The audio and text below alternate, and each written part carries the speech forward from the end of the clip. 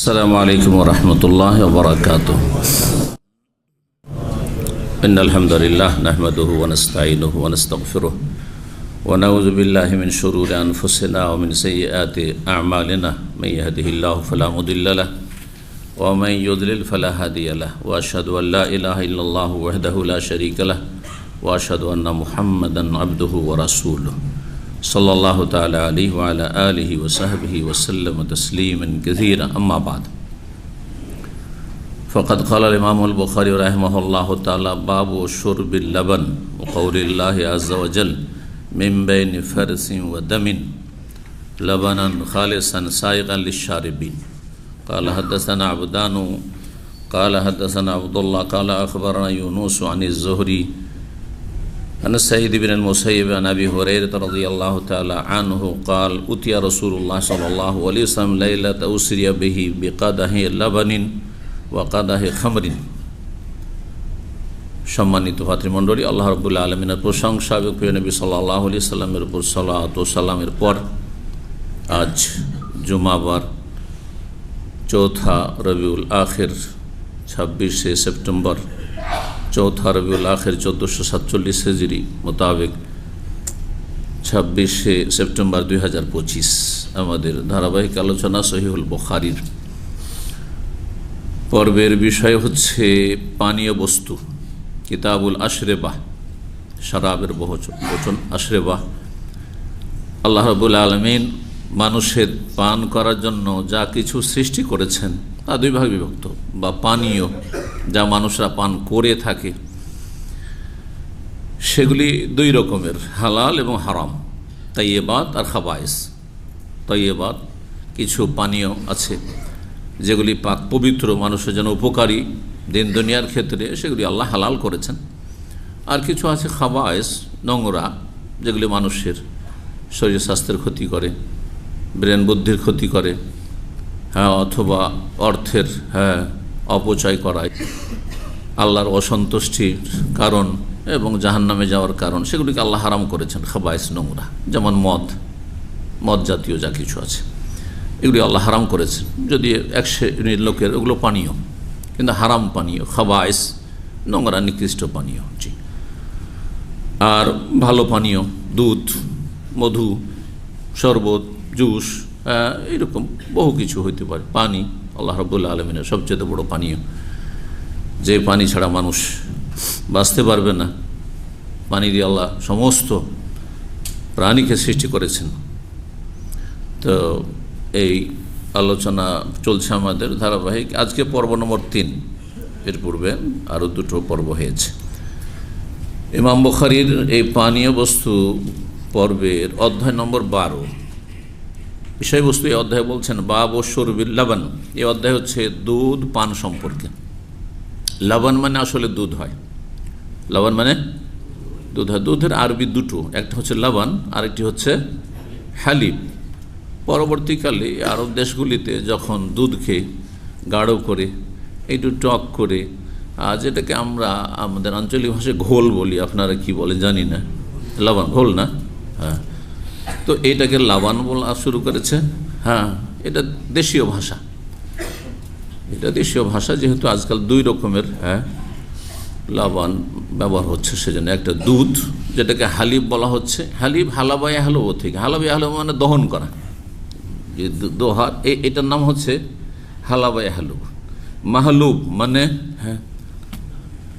মাহলুব, নাকাতুন হালুব মানে হচ্ছে দুধেল অস্ট্রি, দুধেল গাই। তো ওখান থেকেই হালাবা ইয়াহলুব মানে দুধ দহন করা, ওখান থেকে যা দহন করা। হালিবন মানে মাহলুবন, যেমন কাতিলিন মানে মকতুলুন। কাতিল মানে নিহত, আসলে মকতুল মানে নিহত। তো ফাইল, যার অর্থ কখনো কখনো ফাইল হয় আর কখনো কখনো বেশিরভাগ মফুল হয়। জি। তো এখানে হালিব মাহলুবের অর্থে যা মানে দহনকৃত যা দোয়া হয়েছে।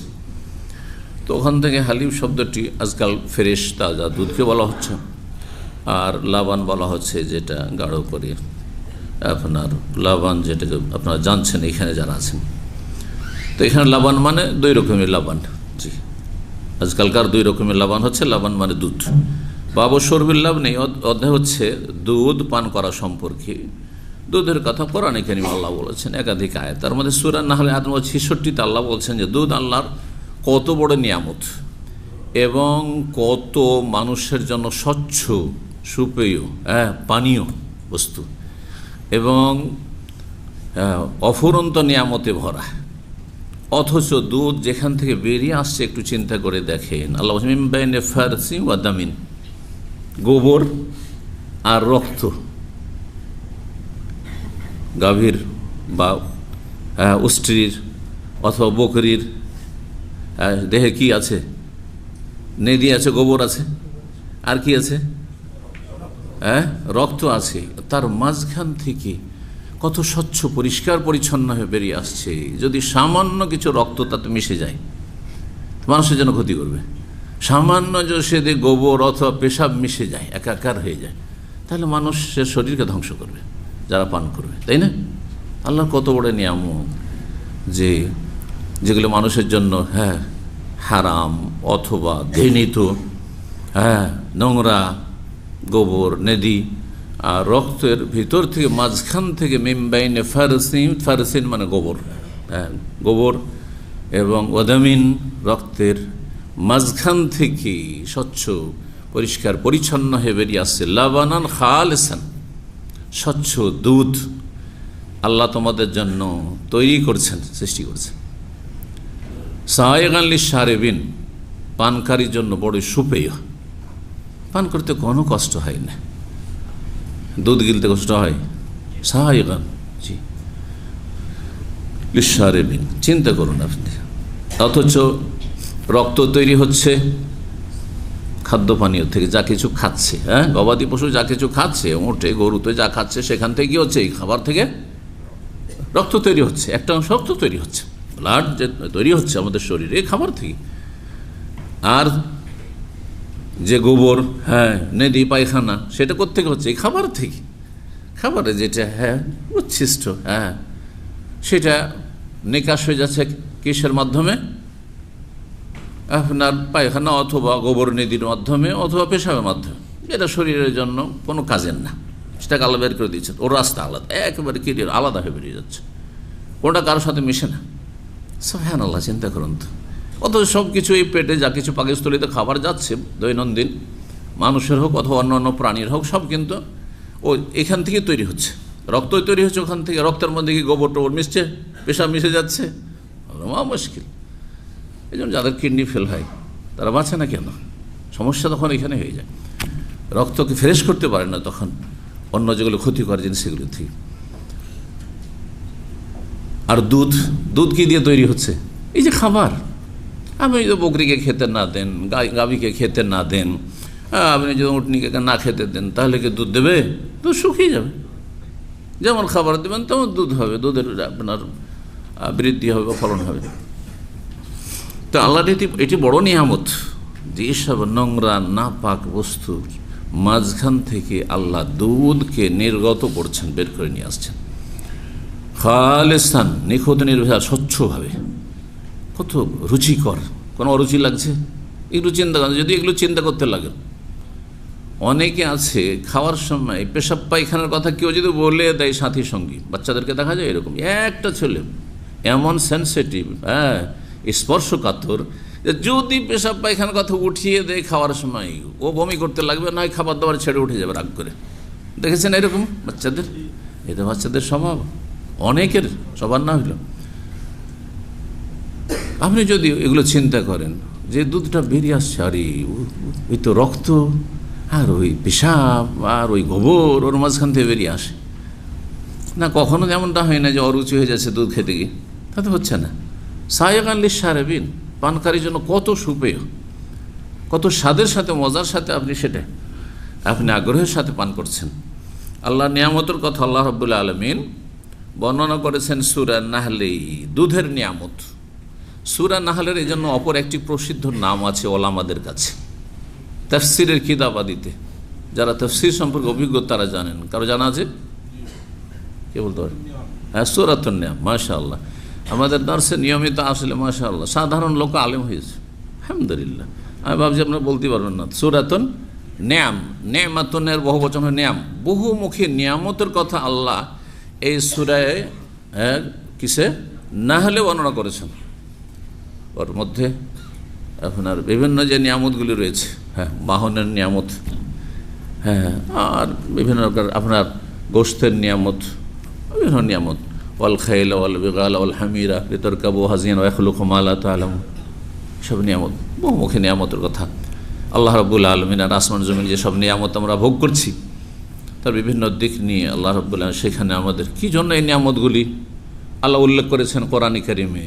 এই যে হেদায়েতের জন্য আপনাকে সচেতন করা হয়েছে যে আল্লাহ এত নিয়ামত দান করেছেন তার সামান্যতম তুমি শুকরিয়া আদায় করছো না। 5 টাইম হাজিরা দিয়ে এই 17 রাকাত, আধা ঘন্টা লাগে সারা দিনের মধ্যে 5 টাইমে ভাগ করে 17 রাকাত নামাজ পড়তে, ফরজ নামাজ। এই ফরজ নামাজটাই পড়ো না, নেমো খারাপ। অথচ কত নিয়ামত শরীরের ভিতরে আর বাইরে, হ্যাঁ, আল্লাহর তুমি ভোগ করছো। জি, মানুষ যদি এইভাবে চিন্তা করে তো আল্লাহকে চেনে, আল্লাহর সাথে সম্পৃক্ত হয়ে যাবে, কখনো আল্লাহর সাথে সম্পর্কহীন হবে না। কিন্তু মানুষ অধিকাংশ হচ্ছে কাফেরুন, নিমক হারাম। কাফেরুন মানে কি? অকৃতজ্ঞ। কাফের মানে অমান্যকারী, কাফের মানে অস্বীকারী, এটা হচ্ছে বড় কুফরি। আর ছোট কুফরি হচ্ছে অকৃতজ্ঞ, নাশুকরগুজার, নিমক হারাম, খায় রবের আর সেজদা করে মাজারে, দেয় আল্লাহ ছেলে মেয়ে রোগ ভালো করে, আর মাজারে গিয়ে ধর্ণা দেয়। হ্যাঁ, একজন ভাই, তার শাশুড়ি এসছে দেশ থেকে উমরা করতে, আল্লাহ হিদায়াত করে, সব পথভ্রষ্ট, কথিত মুসলিম, জাতিতে মুশরিক। মক্কা মদিনা উমরা করতে এসেছে, বলছে যে আকায় মাওলার ডাকে আমি পৌঁছেছি, মানে রসুল আমাকে তৌফিক দিয়েছেন সেই জন্য আমি পৌঁছেছি। নাউজুবিল্লাহ। এই নসিব করলেন হজ উমরা আল্লাহ, আর কি করে আল্লাহকে ভুলে বলে রসুল্লাহ ডাকে আমি, হ্যাঁ, পৌঁছে দিতে পেরেছি, মানে উনি আমাকে তৌফিক দিয়েছেন। নাউজুবিল্লাহ। স্পষ্ট শিরক, কুফর। কোনো কিছুই কবুল হয়নি আপনার, না উমরা না তওয়াফ না, কিছুই কবুল হয়নি, ফরজ নফল, বড় দৈনন্দিন নামাজ রোজা কিছুই কবুল হয় না আপনার। লাইন আশরাকতা লা ইয়াহবাতান্না আমালুক। আল্লাহ রাব্বুল আলামিন 18 জন নবীকে বলেছেন, নবীদেরকে বলেছেন সতর্ক করার জন্য, যাতে করে তারা সতর্ক করে তাদের জাতিকে অতীত যুগে। ওয়ালাউ আশরাকু লাহাবিতা আনহুম মা কানু ইয়ামালুন। শিরিক করলেই সমস্ত আমল ধ্বংস হয়ে যাবে, কিছুই তো থাকবে না। যেমন টাকা পয়সা মাসের মাস নিচ্ছেন আর আগুন ধরিয়ে দিয়ে বেতনটি, হ্যাঁ, ব্যাংক থেকে উঠিয়ে জ্বালিয়ে দিচ্ছেন, কী ফায়দা হইল আপনার? গোটা মাস মেহনত করি আর এই স্যালারিটা হাতে নিয়ে কোনো ফায়দা হইল? ওই রকম হচ্ছে আমলকারী শিরিককারী। আমেলাতুন, আমল করে, না সেবা, কঠোর পরিশ্রম করে, কিন্তু তাসলা নারান হামিয়া, জ্বলন্ত আগুনে তারা প্রবেশ করবে। এই শ্রেণীর লোকেরা বোধাখিদা, যাদের তৌহিদের জায়গায় শিরকি আকিদা রাখে, কুফরি আকিদা রাখে, আল্লাহর নিয়ামতকে অন্যের সাথে সম্পৃক্ত করে, আল্লাহর দানকে অন্যের সাথে সম্পৃক্ত করে, অমুকের দান, বাবার দান। আউযু বিল্লাহি মিনাশ শাইতানির রাজিম। ভারত, বাংলাদেশ, পাকিস্তানে সহি ইসলাম পৌঁছেনি, সুফিদের মাধ্যমে ইসলাম পৌঁছেছে, যার ফলে শিরক মিশানো ইসলাম পৌঁছেছে। সেই ইসলামে, এই ভেজালযুক্ত ইসলামে কত যে সংস্কারের প্রয়োজন রয়েছে, আল্লাহ এই সংস্কার করার জন্য আল্লাহ মানুষ যেন তৈরি করে দেয়, ভালো মানুষদেরকে। মুজাদ্দিদের প্রয়োজন রয়েছে, সংস্কারকের প্রয়োজন রয়েছে, দায়ীদের প্রয়োজন রয়েছে। আল্লাহ যেন সুব্যবস্থা করেন এবং জাতিকে যেন তৌহিদ সুন্নাহর দিক নির্দেশনা দান করেন, হেদায়েত দান করেন, তৌফিক দান করেন। রবের দান, রবের দান, আল্লাহ রবের শুকরিয়া আদায় করেন। আল্লাহ আপনাকে এখানে নিয়ে এসেছেন, আল্লাহ আপনাকে সুস্থ রেখেছেন, আল্লাহ আপনাকে হেদায়েত দান করেছেন, আপনাকে এলিমের মজলিসে বসার আল্লাহ তৌফিক দিয়েছেন, হ্যাঁ, সুস্থ রেখেছেন আল্লাহ। যে আল্লাহ রোগ দিয়েছে সে আল্লাহ ভালো করবেন। সব আল্লাহর সাথে যখন সম্পৃক্ত করবেন তো রব আপনার সাথে আছেন, রব আপনার সাথে আছেন, কোনো চিন্তা নেই। এই জন্য আল্লাহ বলেছেন, ভালো মানুষ ফালা খাউফুন আলাইহিম ওয়া লা হুম ইয়াহজানুন, কোনো ভয় নেই, কোনো চিন্তা নেই, কোনো অবস্থাতে কোনো ভয় নেই, কোনো চিন্তা নেই। কারণ আপনার যিনি মহাশক্তিধর, আল কাউইউল আজিজ, মহাশক্তিধর, তার সাথে আপনার সম্পর্ক, আপনার পলবের সম্পর্ক, আপনার কথার সম্পর্ক, কথাই কথায় আল্লাহ, আর আপনার অঙ্গ প্রত্যঙ্গের সম্পর্ক, সব কিছু সম্পর্ক আল্লাহর সাথে হইতে হবে। আল্লাহ যেন তৌহিদ প্রতিষ্ঠা করা তৌফিক দান করেন, সুন্নাহ মোতাবেক জীবনযাপনের তৌফিক দান করেন। 5603 নম্বর হাদিস, দুধ সম্পর্কে হাদিস রয়েছে, খুব সহজ সোজা হাদিস। সুতরাং আমরা ইনশাআল্লাহ এগিয়ে যেতে পারবো। সংক্ষেপে সাঈদ ইবনে মুসাইয়্যিব রাহিমাহুল্লাহ তাআলা প্রখ্যাত তাবেঈন, সাইয়্যিদুত তাবেঈন, তিনি বর্ণনা করছেন বিশিষ্ট ছাত্র তিনি হচ্ছেন আবু হুরায়রা রাদিয়াল্লাহু তাআলা আনহু। আবু হুরায়রা রাদিয়াল্লাহু তাআলা আনহু বলেন, উতিয়া রাসূলুল্লাহ লাইলাতা উসরিয়া বিহি, রাসূলুল্লাহ সাল্লাল্লাহু আলাইহি ওয়াসাল্লামের কাছে নিয়ে আসা হলো ওই রাতে, যে রাতে তাকে নৈশ ভ্রমণ করা হয়েছিল, মানে মেরাজের রাতে। মেরাজের রাতে নবী সাল্লাল্লাহু কাছে নিয়ে আসা হলো বেকাদাহে লাবানিন ওয়া কাদাহে খামরিন। কাদা মানে পেয়ালা, একটি পেয়ালা দুধের আর একটি পেয়ালা হচ্ছে মদের। ব্যাস এতটুকু এই হাদিসে রয়েছে, কিন্তু সামনের হাদিসে এর আগে একটি হাদিস গিয়েছে। তারপরে নবী সাল্লাল্লাহু আলাইহি ওয়াসাল্লামকে কে নিয়ে আসলো, এখানে যিনি নিয়ে এসেছেন তাকে অস্পষ্ট করা হয়েছে, মজহুলের সিগা যেটাকে বলা হয়। কে নিয়ে এসেছিলেন? জিবরাইল আলাইহিস সালাম নিয়ে এসে পেশ করলেন, বা কোনো ফেরেশতা নিয়ে আসলেন। জিবরাইল আলাইহিস সালাম যেহেতু ওহীর ফেরেশতা সাথে আছেন, জিবরাইল আলাইহিস সালাম বললেন যে আপনি একটা বাছাই করুন, একটা চয়েস করুন, কোনটা পান করবেন। সাধারণ লোক বলতেই পারে না, আপনার নবী মদ কী করে চয়েস করতে পারে, কিন্তু মদ হারাম বলবেন নাকি? বলবেনই তো, স্বাভাবিক। বলবেন না, বলবেন না, এটা বলেন। মদ তো হারাম, তো মদ পেশ করলে কি আর নবী নেবেন? প্রশ্নে ওঠে না নাকি? হ্যাঁ, ওই সময়, হ্যাঁ মাশাআল্লাহ, এইটা হচ্ছে গত আলোচনাতে বলেছি কথাটি, ভাই মনে ছিলেন, যে যখন মেরাজ হয়, মেরাজ মক্কায় না মদিনায়? মক্কায়। আর মদ হারাম হয়েছে কোথায়? মদিনা আসার পরে, কয়েক বছর পরে। তাহলে তখন মদ হালাল, দুধ যেমন খাওয়া যায় মদও খাওয়া যায়। তখন নবী সাল্লাল্লাহু আলাইহি ওয়াসাল্লামের সামনে পেশ করা হচ্ছে, এটা হালাল, এটা হালাল, যেটা নেবেন নেন, বুঝছেন না? যেমন এখন আমার সামনে যদি নিয়ে আসেন, মধু নিয়ে আসেন আর দুধ নিয়ে আসেন, আর বলেন দুটোর একটা নেন, তাহলে আমার অপশন আছে না নেই? স্বাধীনভাবে দুটোর যে কোটা নিতে পারি, জোর নয় যে আমি দুধই নেব।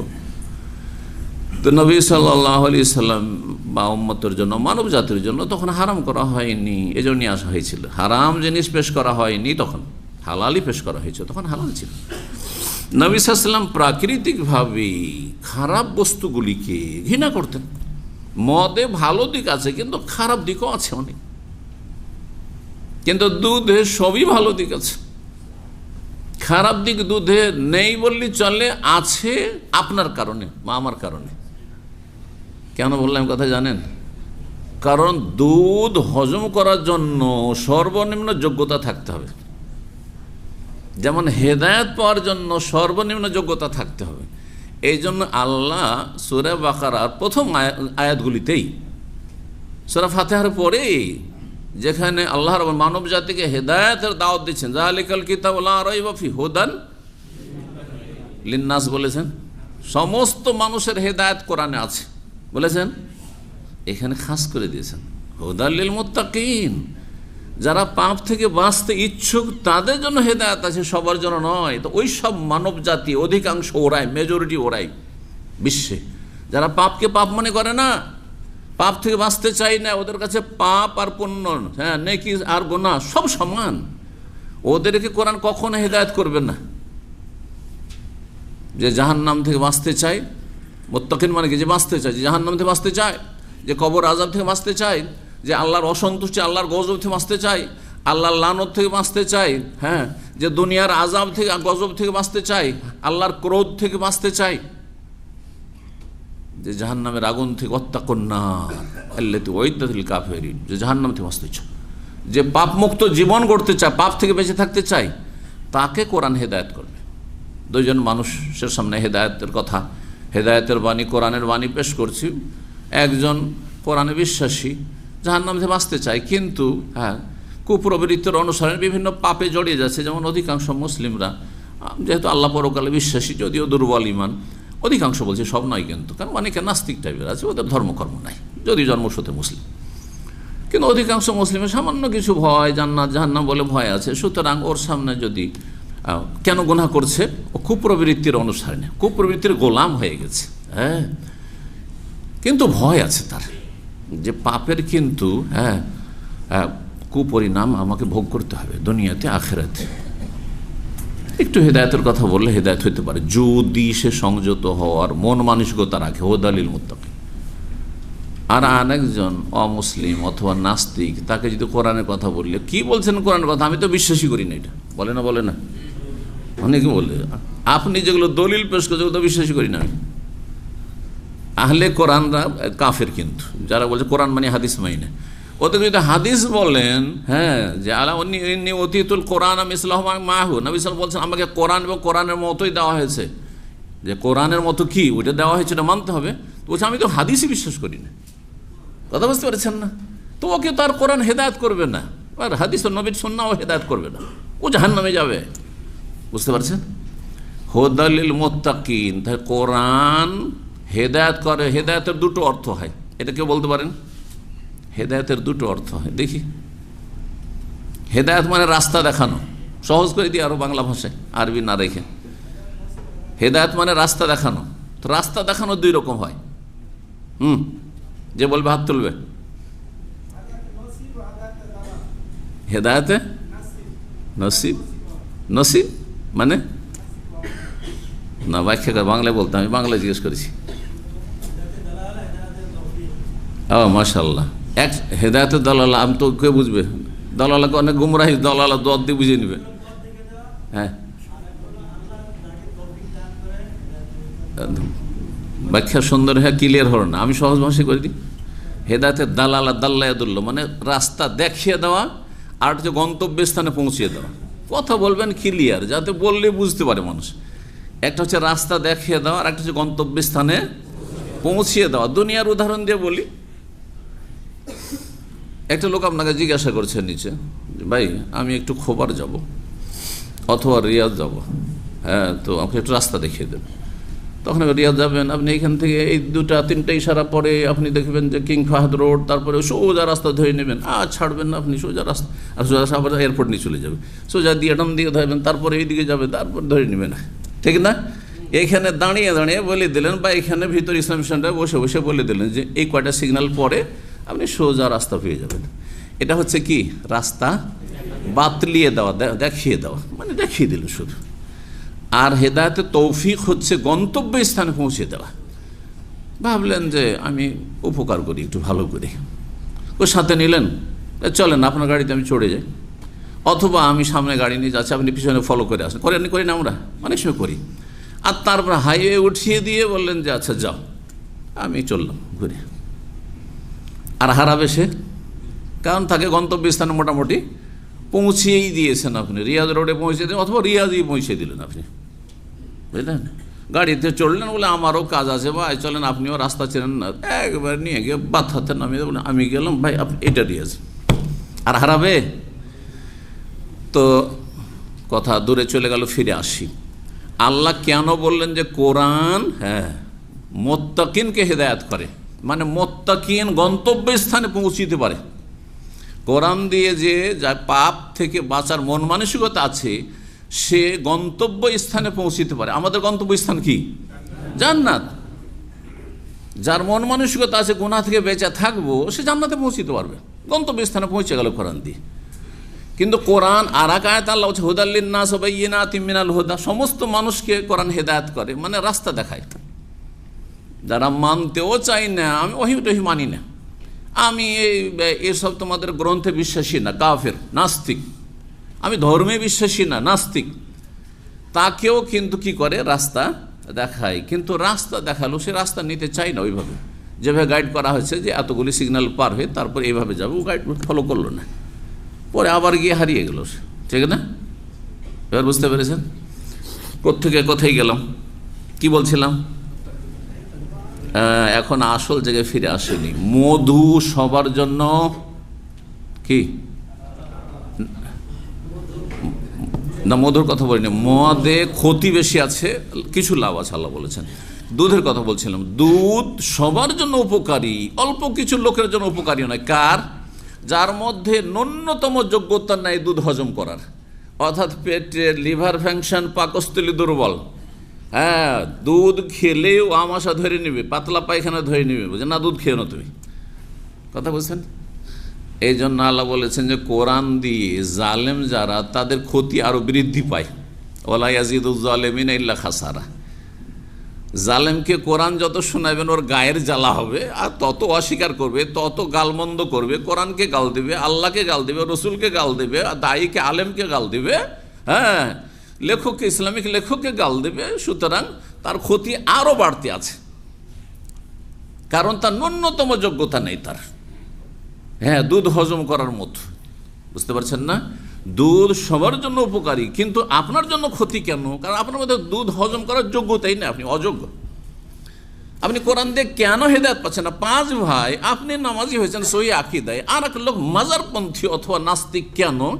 কারণ কোরআন হজম করার ন্যূনতম যোগ্যতা তার মধ্যে নেই, অযোগ্য সে। কথা বুঝতে পেরেছেন?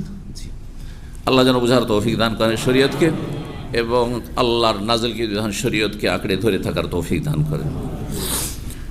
5604 নম্বর হাদিস বর্ণনা করছেন উম্মুল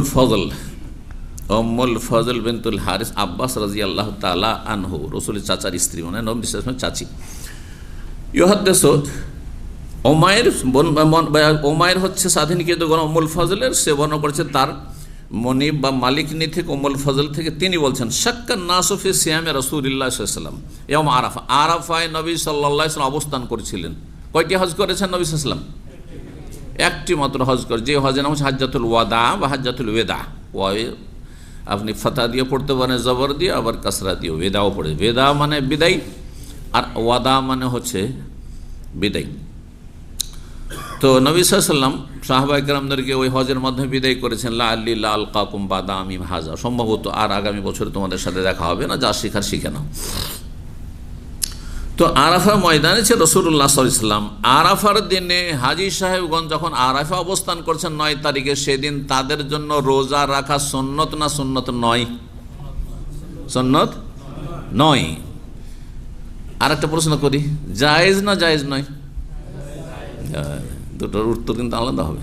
হ্যাঁ, সুন্নত নয়, কিন্তু কেউ যদি মনে করে যে আমি স্ট্রং, আমি এমনি 3 দিন 4 দিন ওয়াটার ফাস্টিং করি, আজকাল ওয়াটার ফাস্টিং করছে অনেকে, কিন্তু 3 দিন 4 দিন 72 ঘন্টা আপনার শুধু পানি খেয়ে থাকছে, তো আমি পারবো, তাহলে তার জন্য হারাম না? হারাম না, হারাম না জায়েজ হচ্ছে 5 দিন রোজা রাখা। আরাফা দিন তার মধ্যে নেই, ঈদুল ফিতর, ঈদুল আজহা আর আইয়ামে তাশরিক 11, 12, 13 জিলহজ, তাহলে ওর মধ্যে পড়লো না আরাফা দিন। যখন পড়লো না, তাহলে সুন্নত না হলেও কেউ যদি মনে করে যে আমি নিজের মধ্যে শক্তি অনুভব করছি, আমি রোজা রাখতে পারবো, আরাফায় আমি হজও করব আর আমি রোজাও রাখতে পারবো, তাহলে তার জন্য জায়েজ। কিন্তু সুন্নত যেহেতু নয়, সেজন্য উত্তম নয়, বরং আপনি আরও স্ট্রং থাকেন, অ্যাক্টিভ থাকেন ইবাদত বন্দেগীর জন্য। আপনার এই দিনের রোজার চাইতে বেশি সব আপনার এখানে দোয়া জিকির আজকারে, ইবাদত বন্দেগীতে মশগুল থাকায় এবং মেহনত পরিশ্রম করায়। বুঝতে পেরেছেন? এই হচ্ছে মাসলা। তো সাহাবায়ে কেরাম সন্দেহ হলে যে নবী আমাদের মধ্যে সবচেয়ে বেশি শক্তিশালী, তো হতে পারে যে তিনি আরাফা রোজাও রাখছেন, কারণ আরাফা রোজা রাখলে 2 বছরের গুনাহ মাফ হয়, হাদিসে রয়েছে। তো নবী সাল্লাল্লাহু আলাইহি ওয়াসাল্লাম এত ফজিলত জিনিস হয়তো ছাড়বেন না মনে হয়। কেউ বললো যে নবী সাল্লাল্লাহু আলাইহি ওয়াসাল্লাম রোজায় আছেন, আবার কিছু লোক বললো যে রোজা নেই। স্বাভাবিক মানুষের স্বভাব হচ্ছে কি করা? দ্বিমত করা। তবে যে কোনো ইস্যু উঠিয়ে দেন, 2 দলে ভাগ হয়ে যাবে। আর আমাদের জাতি হলে তো বলতে হবে না, সবাই মুফতি। একসময় বাংলাদেশি হোটেলগুলিতে সিকোতে 2005 পর্যন্ত বসেছি, তারপর ওগুলো ধারে কাছে যায় না। কত বছর এদিকে হাঁটিনি, আল্লাহ জানে। তো যাই হোক, গাড়িতে হয়তো আশপাশ দিয়ে যাচ্ছি।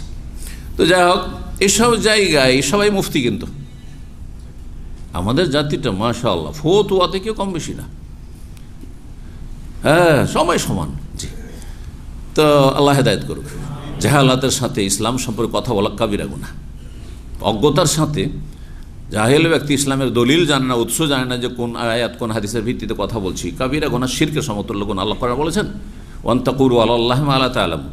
কিন্তু এই অপরাধগুলি মানুষ করে, অপরাধকে অপরাধী মনে করে না। বুফিয়াতে বসে যান, আর আপনি চায়ের দোকানে বসে যান, হ্যাঁ বাঙালিদের, অথবা হোটেলে বসেন, দেখবেন যে হইচই চলতি আছে। বাঙালি হোটেল বা ইন্ডিয়ান হোটেল, এগুলো হোটেল, আর আরবি হোটেলে পার্থক্য বুঝেছেন কেউ? কি পার্থক্য? মানে মাছের মার্কেট, মাছ কেনা বেচা চলছে এখানে, মাছ মার্কেট, হই হই হই হই। আর আরবি হোটেলে শান্ত, কোনো সাউন্ড নেই, কোনো সাউন্ড নেই। ওই এটা দাও, ওই ঝোল দাও, হ্যাঁ জিম্মা রাখ, আছে কিচ্ছু নাই। কিন্তু এই জন্য আরবি হোটেল মানুষ, ভদ্র মানুষ বসতে পারে। তো যাই হোক, 2005 তারপরও কিছু ঘনিষ্ঠ, তখন প্রথম দিক ছিল, 2-1টা হোটেলে গিয়েছি। তো আমি চুপচাপ, আমি তো কথা কম বলি, এমনি তো প্রয়োজন বক্তব্য আসলে না হয় কথার উপর কথা বেরিয়ে চলে যাচ্ছে, কিন্তু আমি তো বাইরে তো অত বেশি কথা বলি মানুষের সাথে। তো যাই হোক, শুনতাম শুধু ফতোয়াই চলছে। একজন বললো যে এটা জায়েজ, কে বললো জায়েজ? না জায়েজ না, এটা দাদা বলছেন।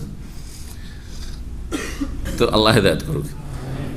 তো যাই হোক, মানুষের সন্দেহ হইল, মানুষের এটা স্বভাব ইখতিলাফ করা। শাক্কান নাসু ফি সিয়ামে রাসূলুল্লাহ সাল্লাল্লাহু আলাইহি ওয়াসাল্লাম, রাসূলুল্লাহ সাল্লাল্লাহু আলাইহি ওয়াসাল্লামের সিয়াম সম্পর্কে মানুষরা সন্দিহান হলেন ইয়াউম আরাফা, আরাফার দিনে। তখন উম্মুল ফজল ভাবলেন যে সন্দেহ কেন থাকে যে নবী রোজায় আছেন কি না, একটু সন্দেহ সংশয় নিরসন করেই নি, আমি সন্দেহ দূর করেই নি।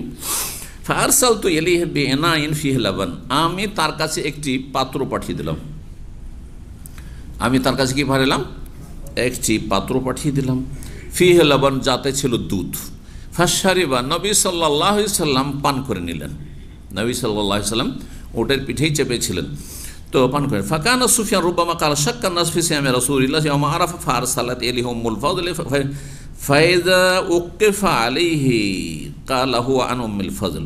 দেখা গেল যে নবী সাল্লাল্লাহু আলাইহি ওয়াসাল্লাম সেখানে ওটার পিঠেই ছিলেন সেখানে, আর ওটি থেমেছিল, দেওয়া হলো, ওটার পিঠে বসেই পান করে নিলেন। হ্যাঁ, উটের পিঠে পান করলেন, এতে আরেকটি ফায়দা হলো। কি ফায়দা? যে দূর থেকে লোকেরা সবাই দেখতে পাবে যে নবী সাল্লাল্লাহু আলাইহি ওয়াসাল্লাম কি করেছেন, হ্যাঁ রোজায় নেই। সুতরাং আমাদের মধ্যে কেউ যদি অতি ধার্মিক হয়ে রোজা রাখে তো ছেড়ে দেবেন, নবী সাল্লাল্লাহু আলাইহি ওয়াসাল্লাম সুন্নত না, কারণ তারা সবাই নবীকে ফলো করতেন, তার দিকে তাকিয়ে থাকতেন। 5605 নম্বর হাদিস। হাদিস জাবের আব্দুল্লাহ বর্ণনা করেছেন, যা আবু হুমায়দ বেকাদাহিন মিন লাবানি মিনান নাকি। আবু হুমায়দ নামক ব্যক্তি এক পেয়ালা দুধ নিয়ে আসলো নাকি নামক স্থান থেকে। নাকি নামক স্থান মদিনার বাইরে মোটামুটি 10 মাইল দূরে এই জায়গা ছিল।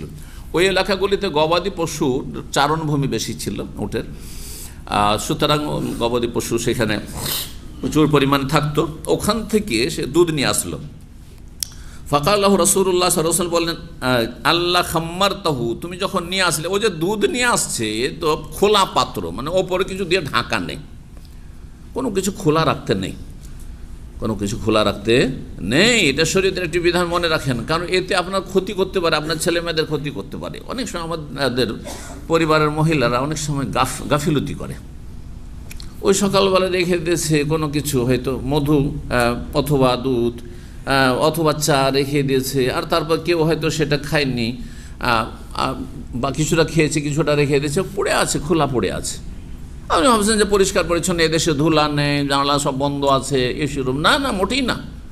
কোনো কিছু পড়তে পারে যেটা আপনি দেখছেন না, কোনো কিছু কষ্টদায়ক, কোনো প্রাণী মুখ দিতে পারে, পারে না, টিকটিকি যদি মুখ দিয়ে দেয় তাহলে এটা আপনার জন্য ক্ষতি করে, বড় ধরনের ক্ষতি করতে পারে। এমন মাছি বসে গেল, যে মাছি পায়খানাতে বসে এসছে, সে মাছি সেইখানে বসে গেছে, ক্ষতি করবে এসব জিনিসগুলো, চিন্তা করতে। তাছাড়াও জিন শয়তান আছে, জিন শয়তানে ক্ষতি করতে পারে, কারণ ঢাকা জিনিস জিন শয়তান খোলে না, দিশে রয়েছে, দেখিয়ে দেন, জিন শয়তানের কোনো আশঙ্কা নেই। এই জন্য আমি কোনো খোলা জিনিস আমি দেখতে পারি না, দেখলে আমি রেগে যাই সাথে সাথে, খোলা কেন পড়ে আছে এটা, বলছি এক্ষুনি না, সাথে সাথে রাখতে হবে, এক্ষুনি রাখতে হবে, যখনই রাখবে তখন ঢেকে রাখবে, কোনো কিছু খোলা যাবে, সে রুটি হোক আর ভাতই হোক আর পানীয় হোক, কোনো কিছু হোক না কেন। দেখেন, এটা পানি যদি বন্ধ থাকে তো রুচি হবে, কিন্তু এটা যদি খোলা থাকে তো রুচি হবে, জানি কি পড়েছে না পড়েছে আল্লাহ জানে। তারপরে সবার হয়তো রুচি সমান নয়, সেটা ভিন্ন বিষয়, কিন্তু সেটা ক্ষতি করতে পারে। এক কথায় রাসূলুল্লাহ সাল্লাল্লাহু আলাইহি ওয়াসাল্লাম যখন দেখলেন যে ও খোলা পাত্রটিতে দুধ ভরে নিয়ে এসছে, 10 মাইল দূর থেকে নিয়ে আসছে, বলে আল্লাহ খাম্মারতাহু, সেটাকে ঢেকে নাওনি কেন, ঢেকে রাখুনি কেন, ঢেকে নিয়ে আসতে। খাম্মারা থেকে খেমার, খেমার মানে মেয়েদের যে ওড়না, কেন এটা দিয়ে মাথা ঢাকা হয়, তারপরে চেহারাও ঢাকা হইতে পারে, খেমার। এক কথায় শরীরের ওপর ভাগ যেটা দিয়ে ঢাকা হয় সেটা কি বলা হয়, খেমার বলা হয়। ওয়ালাউ আন তারিজ আলাইহি হুদান, যদি কিছুই না থাকতো তো তার উপরে একটি কাঠ তক্তায় রেখে দিতে, কোন একটা কাঠই রেখে দিতে, কিচ্ছু নেই, কাঠ রেখে দিতে। আজ ধরেন একটা গ্লাস ঢাকার জন্য একটা প্লেট দরকার, অথবা একটা থালা দরকার, থালা নেই, প্লেট নেই, কিছুই নেই, একটা কাগজ আছে, পেপার আছে, পেপারটা ঢেকে নেয়, এটা কার্টুনের কিছু অংশ আছে, ওটা দিয়ে ঢেকে দেন, কোনো একটা কিছু দিতেন। নবী সাল্লাল্লাহু আলাইহি ওয়াসাল্লাম তখনকার যুগ, কাঠ মানুষের কাছে পর্যাপ্ত ছিল, কাঠ দিয়ে ঢাকতে।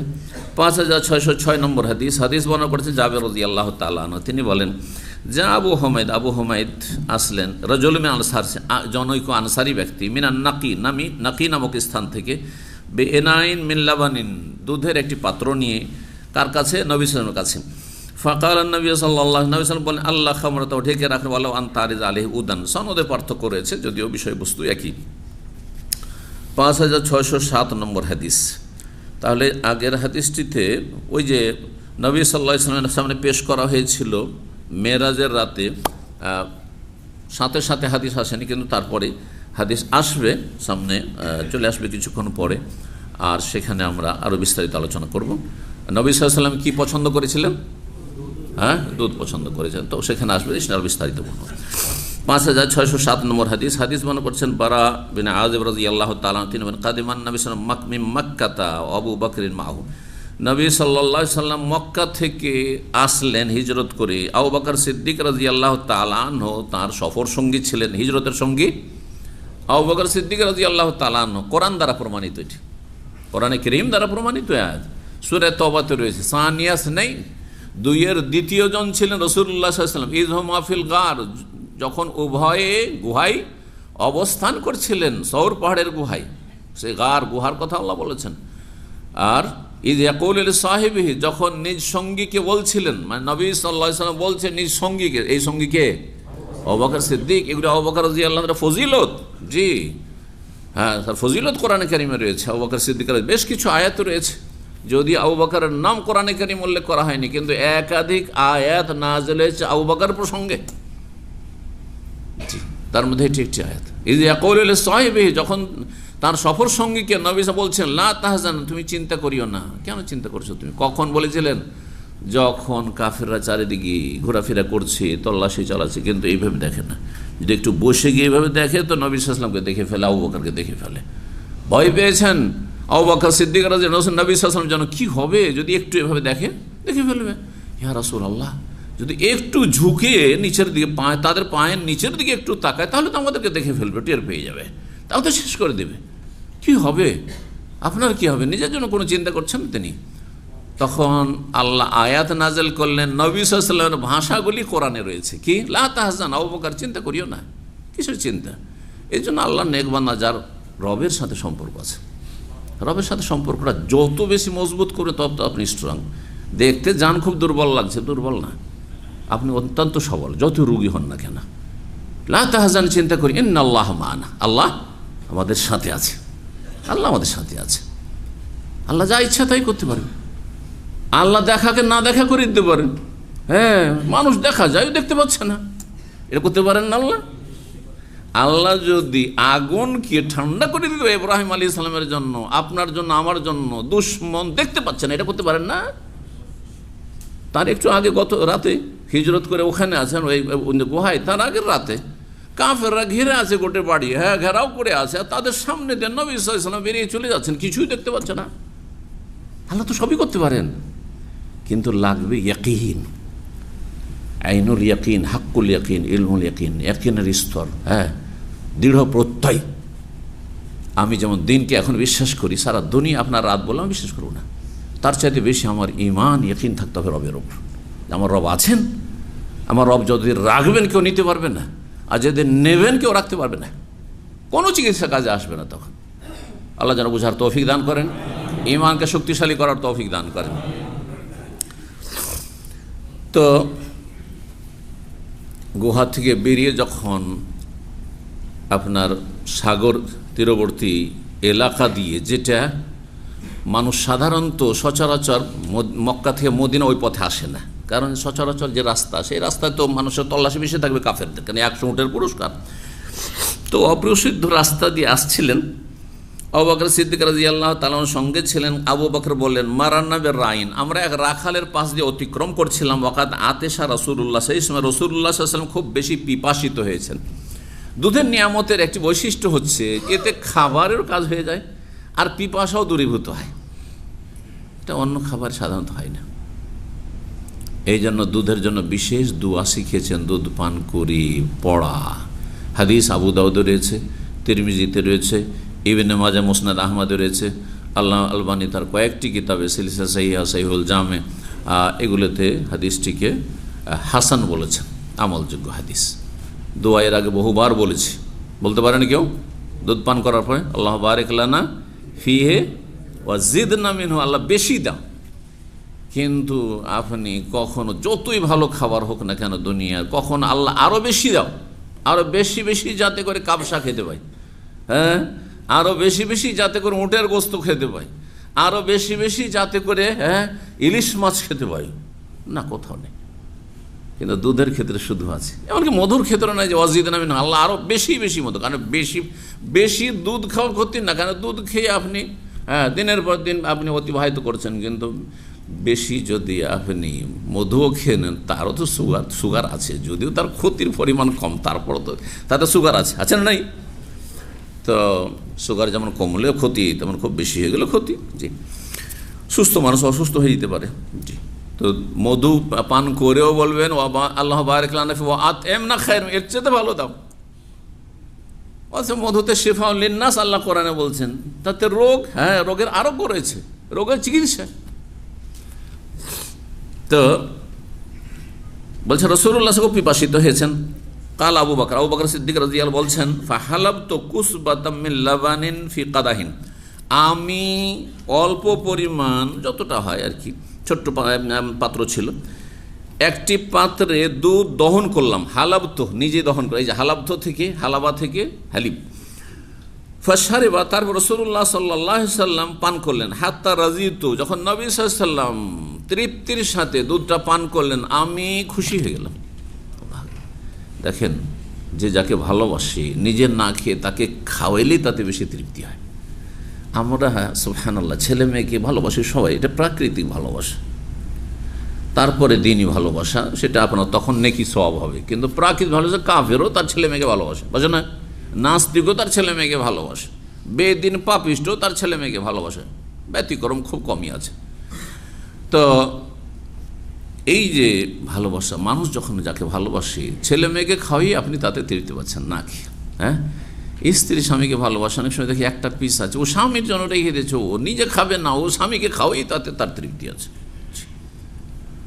তো মানুষ যে যাকে ভালোবাসে, আর নবীর সঙ্গে ভালোবাসা আল্লাহর পরে সবচেয়ে বেশি ভালোবাসা, নিজের জীবন চাইতে বেশি ভালোবাসা। আর রাসূলুল্লাহ যে ভালোবাসা আবু বকর সিদ্দিক রাদিয়াল্লাহু আনহু অন্তরে, সেটি আমাদের জন্য আদর্শ। আমি নবীকে পান করিয়ে খুশি হয়ে গেলাম, রাজিত, সন্তুষ্ট হয়ে গেলাম যে আমি নবীকে এই পিপাসার অবস্থায় একটু দুধ এই রাখাল সামনে পেলাম, আর তার কাছ থেকে বা তার গবাদি পশু থেকে দুধ দহন করে আমি পান করাইতে পারলাম। ওয়া আতানা সুরাকা ইবনে জওশম, আর সেই সময়, সেই মুহূর্তে সুরাকা বিন মালিক বিন জওশম, এখানে সংক্ষেপ করেছে, সুরাকার বাপের নাম ছিল মালিক, দাদার নাম ছিল জওশম।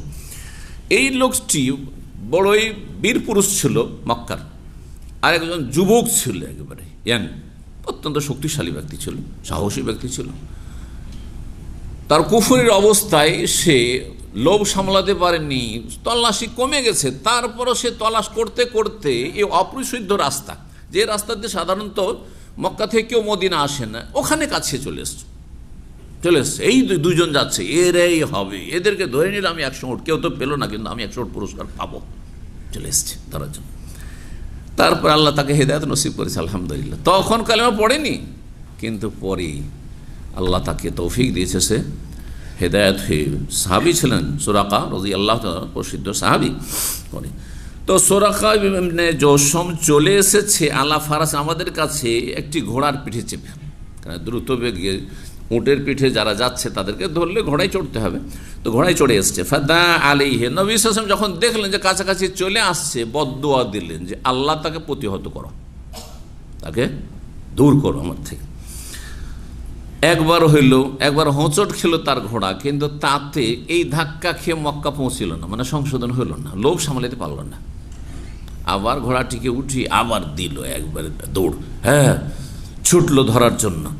এবার ঘোড়ার পা মাটিতে ঢুকেই গেল একবারে, সামনের দুটো পা ঢুকে গেল, এমনই ঢুকলো যে ঘোড়াটাকে উঠালো, তো সেখান থেকে যেমন আগুন আছে মাটির ভিতরে, আর সেখান থেকে ধোঁয়া বের হইতে শুরু হইল। এবার ভয় পেয়ে গেছে, এবার ভয় পেয়ে গেছে। তো যখন ভয় পেয়ে গেছে তখন সে ভুল স্বীকার করছে আর বলছে যে আর আমি ধাওয়া করে আসবো না, আপনাদেরকে ধরবো না, আমাকে আপনারা নিরাপত্তা দিন। নবী সাল্লাল্লাহু আলাইহি ওয়াসাল্লামের কাছে দরখাস্ত করছে, আরজ করছে সেই ব্যক্তি যে আমাকে নিরাপত্তা দিন। ফাতালাব আলাইহি সুরাকা আল্লাহ ইয়াদু আলাইহি, সুরাকা তখন নবী সাল্লাল্লাহু আলাইহি ওয়াসাল্লামের কাছে আরজ করলো যে তাকে যেন বদদোয়া না দেওয়া হয়, আমি ধ্বংস না হয়ে যেখানে আমার জীবনটাই শেষ না হয়ে যায়। খুব ভয় পেয়েছে।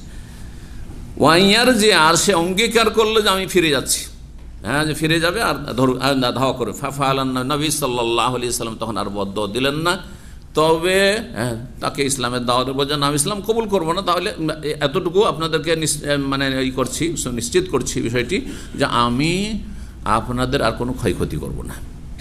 নবী সাল্লাল্লাহু বলে যে ঠিক আছে, তুমি ইসলাম কবুল করবে না, তোমাকে নিরাপত্তা দিচ্ছি আমরা, তোমার আর কিছু হবে না, ক্ষতি হবে না, তুমি চলে যাও। একটা কাজ করবে, এইদিকে যদি কেউ আসে আমাদের তল্লাশিতে, তো তুমি তাদের বলবে যে এদিক তলাশ করা হয়ে গেছে। এদিক তলাশ করা কথাটি মিথ্যা না সত্য? কথা মিথ্যা না। যদি বলে এদিকে নেই তাহলে মিথ্যা হইতো, কিন্তু এদিক তলাশ করা হয়ে গেছে। হ্যাঁ, তলাশ তো করেছো, কিন্তু তলাশ করা পেয়েছে না পাইনি কথা তার বলেনি। এটা হেকমত। আজকাল অনেক দিনই ভাইরা আপনার কাছে ধার চাইবে, কিন্তু তিক্ত অভিজ্ঞতা হয়ে গেছে, ধার দিয়ে পাওয়া যায় না ওদের কাছে।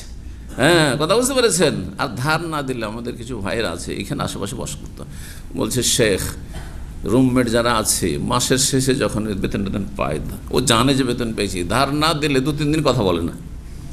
দিদি ভাই হয়তো এখানে নাই, কিন্তু ওরা পুরাতন ছাত্র ছিল এক সময়, 2-3 দিন কথা বলেন না, মাস শেষে বেতন পাওয়ার পরে। আমি বলে ওটা ভালো, কথা না বলুক, কারণ ও বলছে যে এর আগে ধার দিয়েছে, ও দেয় না। ধার দিলে 1 মাস বললে 6 মাসে 1 বছর হয়ে যায়, তাও দিতে চাই না। বলছে ওইটাই করবে না, এখন আপাতত 2-3 দিন অসন্তুষ্ট থাকবে, তারপর ঠিক হয়ে যাবে, ঝগড়া করবেন না, তর্ক করবেন না, গাল দিলে চুপ থাকবেন, একটু বরদাস্ত করে থাকবেন। হ্যাঁ, ঝামেলা বেশি হবে না। কিন্তু ধার দেওয়ার পরে যখন টাকা দিবে না, আর তখন কিছু বাদাবাদি হবে, তখন কিন্তু সম্পর্ক চিরতরে একবারে ছিন্ন হয়ে যাবে। তো ওর চাইতে ভালো সাময়িক মাসিক 2 দিন 1 দিন মনটা খারাপ থাকছে, তারপর আবার স্বাভাবিক হয়ে যাচ্ছে। বুঝতে পারছেন না? তো এই ক্ষেত্রে আমি আপনাদেরকে কৌশল অবলম্বন করতে বলবো। খারাপ লোকদের ক্ষেত্রে, ভালো লোকের ক্ষেত্রে ভালো লোকের উপকার করবেন, ভালো মানুষের উপকার করবেন, কিন্তু ভালো মানুষ পাওয়াই মুশকিল। আজকে ভালো মানুষ পাওয়াই মুশকিল, বড়ই বিরল হয়ে গেছে। আল্লাহ হিদায়াত দান করুন। অনেকের দেখছি আকীদা মাশাআল্লাহ পাক্কা, ইবাদত বندگی তো পাক্কা মাশাআল্লাহ, আমাদের আগে মসজিদে এসে হাজির মাশাআল্লাহ, প্রথম কাতারে সবসময় নামাজ পড়েন, কিন্তু টাকা পয়সার ব্যাপারে কেন এত দুর্বল হয়ে যায়? হ্যাঁ, পার্টনারশিপ ব্যবসা করতে গিয়ে এত ইমান দুর্বল হয়ে যায়, ওখানে কেন পয়সার গোলাম হয়ে যাচ্ছেন আপনি? ওইটা বড় ইমানের জোর লাগবে সেখানে। কিন্তু শুধু আপনার এই আকিদা সহি আকিদার এইসব আপনার স্লোগান দিয়ে আর আপনার এই মুসল্লি হয়ে কাজ হবে না। এর সাথে ওটা হইতে হবে অবশ্যই, 1 নম্বরে আকিদা, তারপরে তার সাথেই 5 ওয়াক্ত সালাত হইতে হবে, কিন্তু এতটুকু যথেষ্ট নয়, বরং আখলাক, চরিত্র, লেনদেনটা যেন ঠিক থাকে। কেন একটা পয়সা আপনার কাছে কারো থাকবে? আপনি যেমন আপনার পয়সাটাকে কাজে লাগাতে চান, তার কি কাজে লাগার প্রয়োজন নেই? অনেকে আছেন ভালো শহরে চাকরি করে, আত্মীয় স্বজন ধার নিয়েও জমি কিনবে। আমাকে একজন বলছে, আচ্ছা ওর জমি কেনার প্রয়োজন আছে, আমার কি জমি কেনার প্রয়োজন নেই? চিন্তা করুন, কথাটি চিন্তা করুন। আপনারই প্রয়োজন রয়েছে, আমার প্রয়োজন নেই। আপনারই সুবিধা অসুবিধা আমাকে দেখতে হবে ধার দেওয়ার পরে, আর আমার সুবিধা অসুবিধাটা আপনি দেখবেন না। আল্লাহ হিদায়াত দান করুক। এই জন্য আমি দিনী ভাইদেরকে, সহি আকীদার দাবিদার ভাইদেরকে বলছি, কতটা দাবিতে আপনি সত্য, আপনি আখলাক চরিত্র দিয়ে প্রমাণ করুন। সব ক্ষেত্রে আপনার ইসলাম যেন মজবুত হয়, আকীদাও মজবুত, ইবাদত বন্দেগীও মজবুত, একবার বিশুদ্ধ, হ্যাঁ শিরক বিদআত হ্যাঁ মুক্ত, তেমনি আখলাক চরিত্র একবার স্বচ্ছ পরিষ্কার পরিচ্ছন্ন। একটা পয়সা কারো না থাকে, কেন থাকবে? আপনার কাছে পয়সা পরের, সেই পয়সাটা তার কাছে থাকলে তার কাজে লাগবে, যেমন আপনার কাছে আছে আপনার কাজে লাগছে। জি, আল্লাহ হিদায়াত দান করুন। তো 5608 নম্বর হাদিস, আবু হুরায়রা রাদিয়াল্লাহু তাআলা আনহু বর্ণনা করছেন, আন্না রাসূলুল্লাহ সাল্লাল্লাহু আলাইহি ওয়াসাল্লাম, রাসূল বলেন, নেমা সাদাকাতু আল-লিকহাতু, উত্তম সাদাকা, যুগোপযোগী সেই যুগে। আজকাল উত্তম সাদাকা প্রয়োজন ভিন্ন ভিন্ন হয়ে গেছে, মানুষের প্রয়োজন আলাদা হয়ে গেছে। আজকাল কাউকে যদি দুধ পান করতে দেন, অথবা দুধ পানের জন্য একটা যদি গাভী দিয়ে দেন বা বকরি দিয়ে দেন, কোনো গুরুত্ব দেবে না, কিন্তু একটা কার দিয়ে দেন হাদিয়া, হ্যাঁ অথবা একটা গরিবকে একটা গাড়ি দিয়ে দেন, আপনি সেকেন্ড হ্যান্ডই হোক, হ্যাঁ ফ্রি দিয়ে দেন, ভাই আমার কাছে দুটো গাড়ি আছে, দরকার নেই পড়ে আছে, তুই দিলাম, কত খুশি হবে। ওকে তো বলে তোমাকে একটা ছাগল দিলাম বা একটা মুটি দিলাম, খুশি হবে? তো যুগ হিসাবে আর কি, ওই যুগের জন্য বলা হয়েছে, আপনাকে এটা খেয়াল রাখতে হবে। নেমা সাদাকাত, উত্তম সাদাকা দান খেরাত হচ্ছে আল্লিখাতু।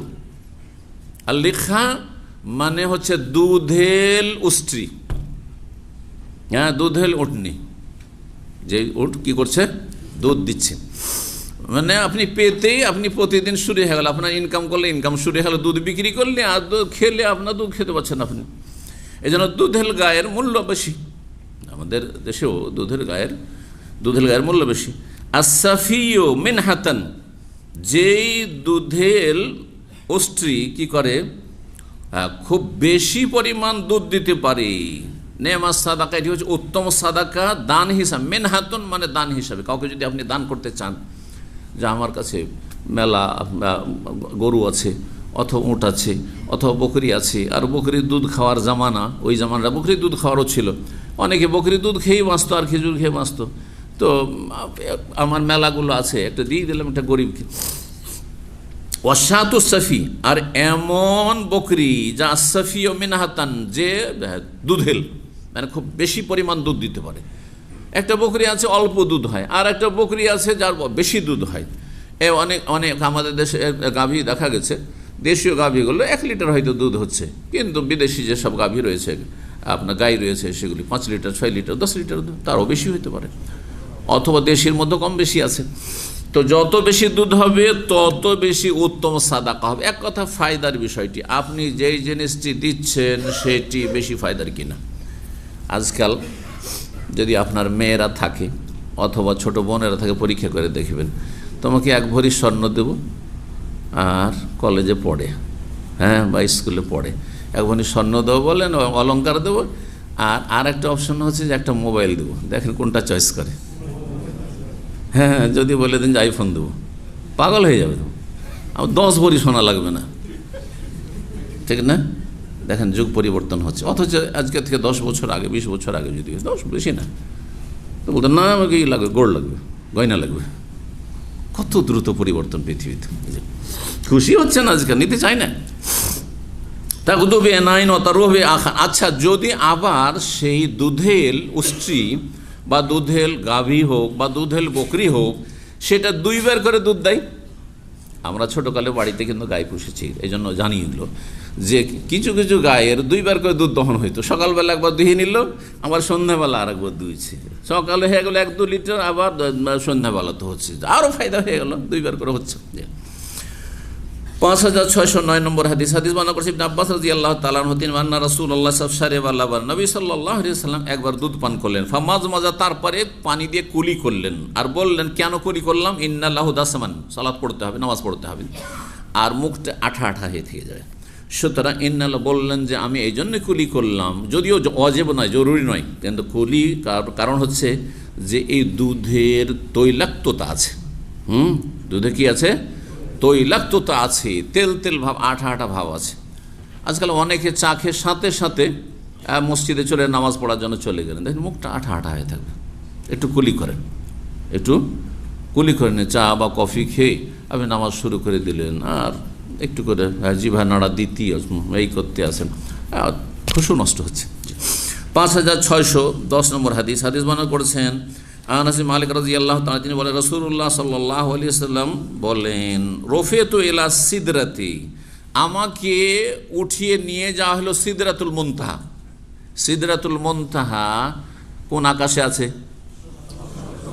একজন সপ্তম বলা হয়েছে, যেহেতু হাদিস 6ষ্ঠ আকাশ আর 7ম আকাশ 2 রকম আছে, শেকড় 6ষ্ঠ আকাশে আর তার ডালপালা 7ম আকাশ, আল্লাহ তাআলা। তো সিদরাতুল মুনতাহাকে সংক্ষেপে সিদরা বলা হয়, বড়ই গাছ, হ্যাঁ আকাশের বড়ই গাছ, কুল গাছ। সেখানে আমাকে উন্নীত করা হলো, মানে উপরে উঠিয়ে নিয়ে যাওয়া হলো। ফায়দা আরবাতু আনহার, সেখানে গিয়ে দেখলাম যে 4টি নদী রয়েছে, সুবহানাল্লাহ, 4টি নদী। নাহরানে জাহেরানে, 2টো প্রকাশ্য নদী, ও নাহরানে বাতেনানে, আর 2টো হচ্ছে আভ্যন্তরীণ নদী। প্রকাশ্য নদীগুলি দুনিয়াতে আছে, তাহলে দুনিয়ার দৃশ্য, পৃথিবীর দৃশ্য আকাশে রাসূলুল্লাহ সাল্লাল্লাহু আলাইহি ওয়াসাল্লাম দেখেছেন।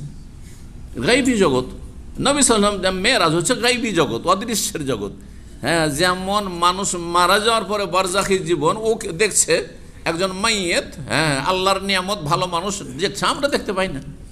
মালাকুল মউত চলে এসছে, ও দেখছে যে আমাকে নিয়ে যাচ্ছে, আহলান ও সাহলান করে ভালো মানুষ নিয়ে যাচ্ছে, আর কত হ্যাঁ তাকে মানে সাদর সম্ভাষণ জানানো হচ্ছে, আমরা কিছুই দেখতে পাই না, বুঝছেন। কবর খুলে বসে থাকেন, অথবা মৃত লাশকে রেখেই দেন, মন কেন নাকে জিজ্ঞাসা করলো, বা আযাব চলতে আছে, হ্যাঁ, পাপিষ্টের, আমি আপনি দেখতে পাই না। যেমন গাইবী জগৎ, ঠিক তেমনই মেরাজের বিষয়টি কিন্তু গাইবী জগৎ। তো সেখানে গাইবী জগতে আকাশে নবী সাল্লাল্লাহু আলাইহি ওয়াসাল্লাম দুটো নদী দেখলেন প্রকাশ্য, সেগুলি হচ্ছে একটি নীল নদ আর একটি হচ্ছে ফোরাত। নীল রয়েছে কোথায়? নীল নদের পানি কি নীল নাকি? তেমনই যারা ইসলামের দাবি করে সবাই যে ইসলামপন্থী তা নয়, বুঝতে পারছেন। কেউ গদিপন্থী আছে, কেউ বেদাতপন্থী আছে, বুঝা গেছে, আর অন্য কোনো পন্থী আছে, কেউ মুরব্বীপন্থী আছে, তরিকাপন্থী আছে, বুঝতে পেরেছেন। সুফি তরিকাপন্থী, ও তরিকার দিকে আহ্বান করে, ইসলামের দিকে আহ্বান করে না। রাসূলুল্লাহ সাল্লাল্লাহু আলাইহি ওয়াসাল্লাম প্রতিনিধি তারা নয়। হ্যাঁ জি, সতর্ক সাবধান। কথাটি বাংলাদেশের কোনো একজন একসময় মাওলানা বলে প্রসিদ্ধ হ্যাঁ ছিলেন স্বাধীনতার যুগ, 47-এর যুগে, আর তারপরে তো ওনার কথা সেদিকে ইঙ্গিত করলাম। নীল নদ একটি, যা মিশরে। অল ফোরাত, ফোরাত নদী কোথায়? নবী সাল্লাল্লাহু আলাইহি ওয়াসাল্লাম তাহলে 7 আসমানে কি দেখেছেন? হ্যাঁ, নীল আর ফোরাত দেখেছেন। ওয়াম্মাল বাতিনানে, আর দুটো বাতিনি আভ্যন্তরীণ নদী, ফানাহারানে ফিল জান্নাহ, এই দুটো জান্নাতের নহর, জান্নাতের নহর। কওতিত বিসালাসাত আকদার, আমার কাছে 3টি পাত্র নিয়ে আসা হইল। এই হাদিসে 3টি পাত্র চলেছে, অধিকাংশ হাদিসগুলিতে 2টি পাত্র নিয়ে আসার কথা বলা হয়েছে। নবী সাল্লাল্লাহু আলাইহি ওয়াসাল্লামের কাছে কি নিয়ে আসা হয়েছিল? 2টো পাত্র নিয়ে আসা হয়েছিল, এখানে 3টি। এখন সমন্বয় কি করবেন? হাদিস সাংঘর্ষিক। এখানে কি সেই ফর্মুলা চলবে? একটা ফর্মুলা যে তারাজা তাসাকাতা, যখন সংঘর্ষ হবে তো দুটাই ক্যান্সেল, এটাও মানি না ওইটাও মানি না, চলবে। এটা কখন? যখন কোনো সমন্বয়ের পথ পাচ্ছি না, কোনো সমন্বয়ের পথ পাচ্ছি না। যেমন একজন বলছে যে এইটা হয়েছে, আরেকজন বলছে ওইটা হয়েছে, আর দুটোর মধ্যে আপনি তদন্ত করতে পারছেন না, আর ধর কোনো আমি কোনোটাই বিশ্বাস করি না, দুটোই ক্যান্সেল আমার কাছে, বুঝছেন না। তো এক কথায় হাদিসে যদি তারজ থাকে, মানে সাংঘর্ষিক বাহ্যিক মনে হয়, তো বিভিন্নভাবে সমন্বয় করে থাকেন, তাতবিক বা তৌফিক আরবিতে বলা হয়, কম্বাইন্ড করা, সমন্বয় করা। তো এখানে সমন্বয় করা হয়েছে। যদি সমন্বয় সম্ভব হয় তাহলে এটাকে বলা যাবে না যে দুটো যখন সাংঘর্ষিক আমি কোনটা বিশ্বাস করবো, এইটাও না ওটাও না। না, আপনাকে সমন্বয়ের জন্য সর্বাত্মক চেষ্টা করতে হবে। আপনি সাধারণ মানুষ, তো আপনার চেয়ে বড়রা কি সমন্বয় বর্ণনা করেছেন। একদল বলছেন যে নবী সাল্লাল্লাহু আলাইহি ওয়াসাল্লামকে মেরাজের পথে 2বার করে পান করার জন্য পেশ করা হয়েছে, একবার 2টি পাত্র দেওয়া হয়েছে, আর একবার 3টি পাত্র দেওয়া হয়েছে। তাহলে এটা একটা সমন্বয় হয়ে গেল, এটি একটি সমন্বয় হয়ে গেল।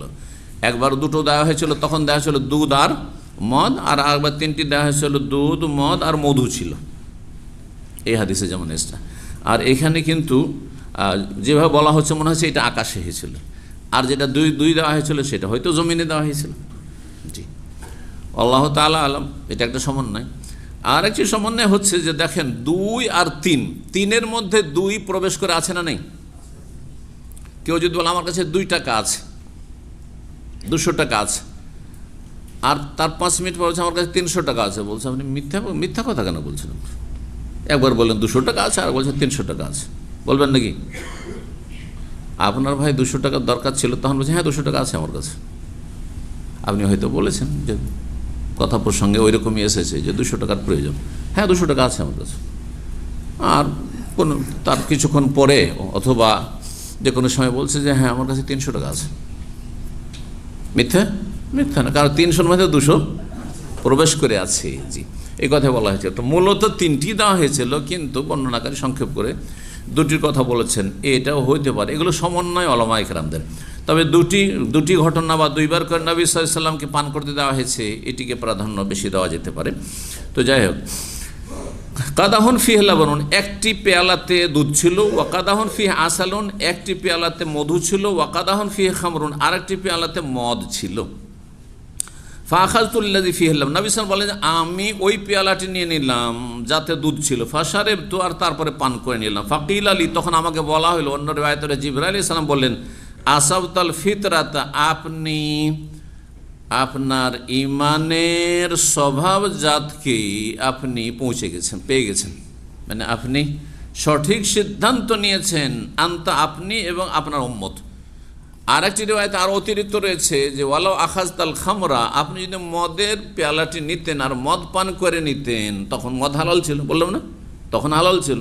লাগাওয়াত উম্মাতুক, কিন্তু মদে যেহেতু খারাপ দিক অনেক বেশি রয়েছে, সেই জন্য আপনার উম্মত সবাই পথভ্রষ্ট হয়ে যেত।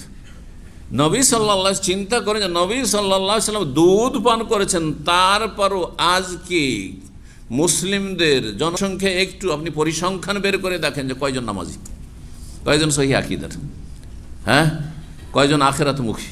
শতকরা 95 জন বেনামাজি, শতকরা 95 জন বেনামাজি। তো নবী সাল্লাল্লাহু আলাইহি ওয়াসাল্লাম যদি মদটা নিয়ে নিতেন আর সেটা পান করে নিতেন, তাহলে তো বাকি যে 5% হয়তো একটু ধর্মকর্ম করছে বা সহিহ আকীদার উপর আছে, উঠিও যেত। কথা বুঝতে পারছেন না? লাগাওয়াত উম্মাতুক হাজি। তারপরে হাদিসে মালিক বিন সাসা বর্ণনা করেছেন নবী সাল্লাল্লাহু আলাইহি ওয়াসাল্লাম থেকে ফিল আনহার, নহর সম্পর্কে। আর ওয়ালাম ইয়াজকুরু সালাসা, তাতে কিন্তু 3টি পাত্রের কথা নেই, 3টি পাত্রের কথা সেখানে নেই। 13 নম্বর অধ্যায় হচ্ছে বাবু ইস্তেজাবিল মা। এই অধ্যায় হচ্ছে সুপেয় পানি তলাশ করা বা পান করা। আপনার কাছে পানি আছে কিন্তু অত স্বচ্ছ সুপেয় পানি নেই হয়তো, হ্যাঁ, পরিষ্কার পরিচ্ছন্ন নয়, অথবা তো আপনি সুপেয় পানি যদি তলাশ করেন আর মিষ্টি পানি তলাশ করেন, ভালো পানি তলাশ করেন, তো চলবে কেন? এমনি নলে এখানে পানি আছে না, নেই? সৌদি আরবে নলে পানি পাওয়া যাচ্ছে। এই পানি কিন্তু সব দেশে যে নলকূপে পান করছেন, নলকূপের পানি আর কূপের পানি আর পুকুরের পানি আর এই নলের পানি, আমার মনে হয় এখানকার নলের পানি ওখানকার ওই সব পানির চাইতে ভালো হবে, বুঝতে পারছেন? তারপরেও কি পান করবেন যেটা দিয়ে উজু করছেন সে পানি? কেন পান করছেন না? বোতল খুঁজছেন, ভাই এটা আছে, পানি আছে, ওইটা সুপেয়, ওইটা বেশি ভালো পানি। তো তলাশ করা বৈধ না বৈধ নয়? না বিলাসিতা? বৈধ, জায়েজ আছে, কোনো অসুবিধা নেই। 5611 নম্বর হাদিস বর্ণনা করছেন ইসহাক বিন আব্দুল্লাহ আনাস মালিক রাদিয়াল্লাহু তাআলা আনহু, তিনি বলেন, কান আবু তালহা আকসারা আনসারিন বিল মদিনাতে মালান মিন নাখরিন। আবু তালহা আনসারি রাদিয়াল্লাহু তাআলা আনহু, যে আনাসের সৎ বাবা ছিলেন, তিনি মদিনায় খেজুর বাগানের মালিক হিসাবে সবচেয়ে বেশি খেজুর বাগানের মালিক, বড় মালিক ছিলেন, মানে বড় পয়সাওয়ালা ছিলেন, সম্পদশালী ছিলেন, অনেক খেজুরের বাগান ছিল তার। ওয়াকান আহাব্বা মালিহি ইলাইহি বাইরোহা, তার একটি খেজুর বাগান ছিল বাইরোহা নামক স্থানে, মদিনার বাইরে একদিকে।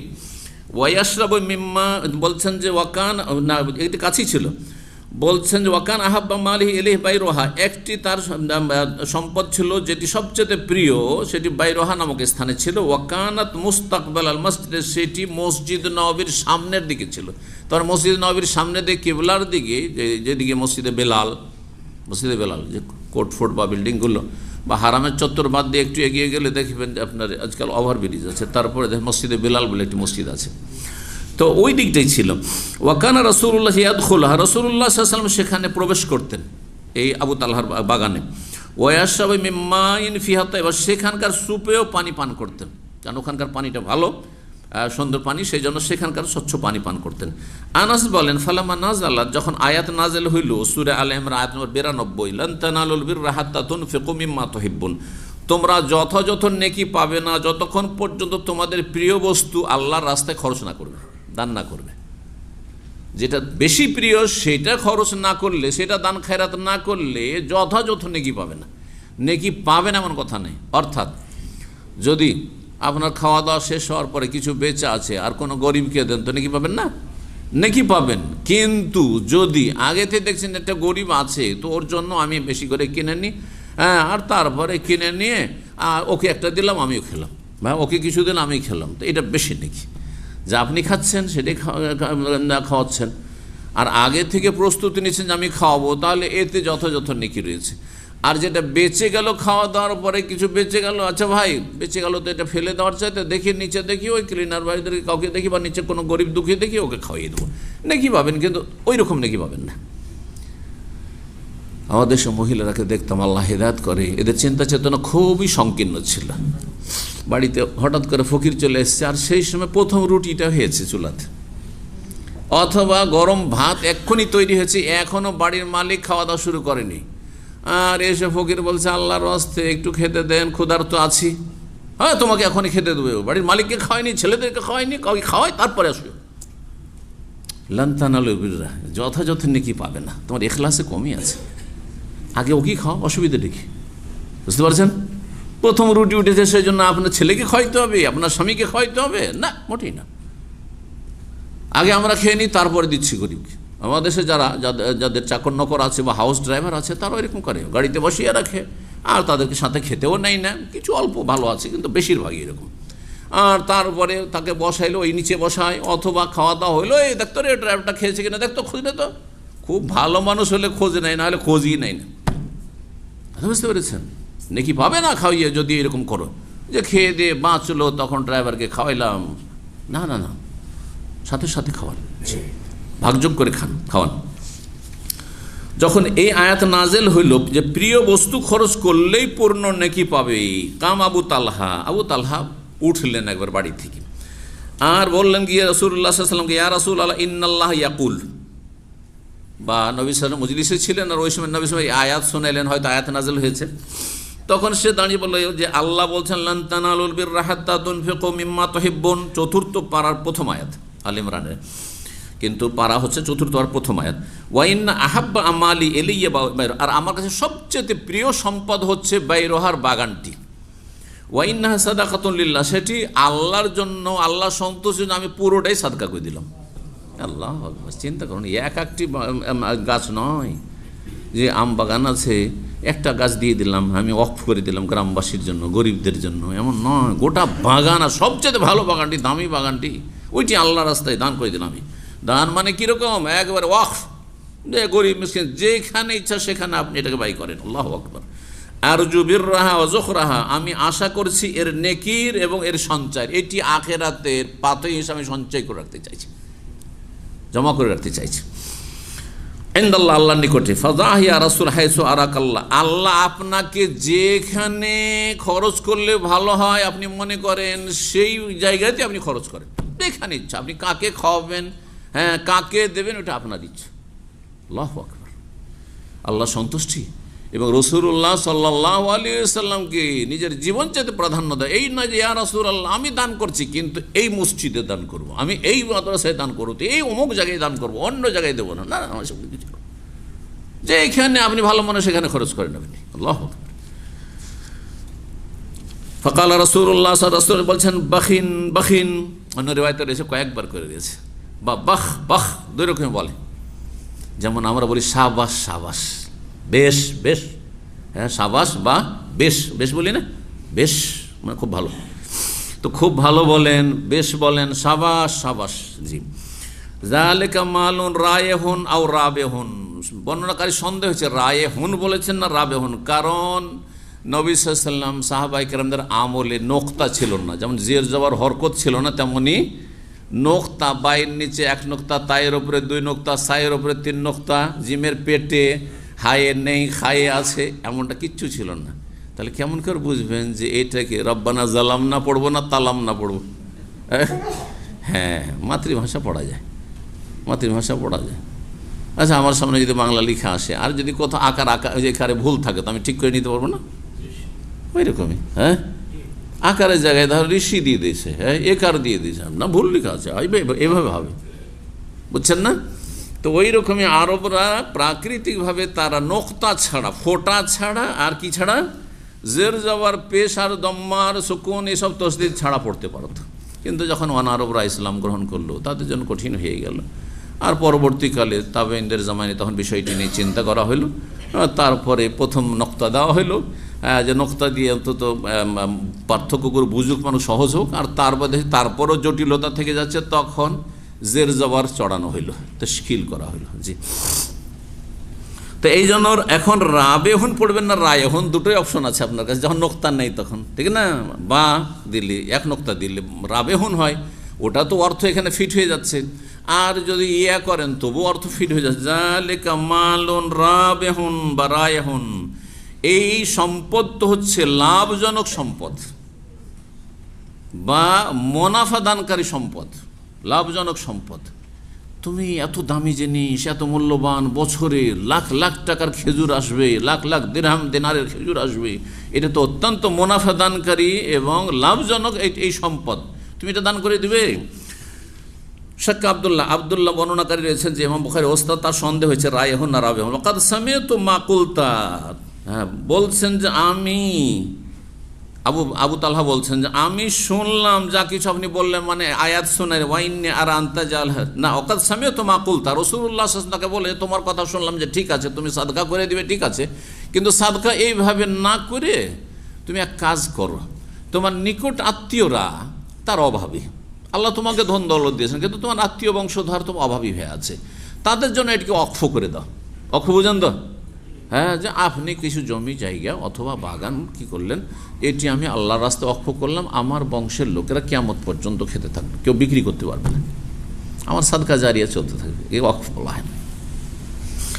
তো নবী সাল্লাল্লাহু আলাইহি ওয়াসাল্লাম তো মাকুলতা, তুমি যা বললে তা আমি শুনলাম, মানে তোমার এই যে প্রস্তাব বা এই কথা যে এটা আল্লাহর রাস্তায় আমি সাদকা করে দিচ্ছি, আর আপনি যেখানে ইচ্ছা খরচ করেন। ওয়াইন্নি, আর আমার মত হচ্ছে আনতাজ আল্লাহ ফিল আকরাবিন, তোমার নিকট আত্মীয়দের জন্য এটিকে অফ করে দাও, যে তোমার নিকট আত্মীয় গরিবরা এটা ভোগ করতে থাকে। ফাকাল আবু তালহা, কারণ নিকট আত্মীয়কে যদি দান করেন বা খাওয়ান তাহলে দুই নেকি পাবেন, মানে ডবল পাবেন।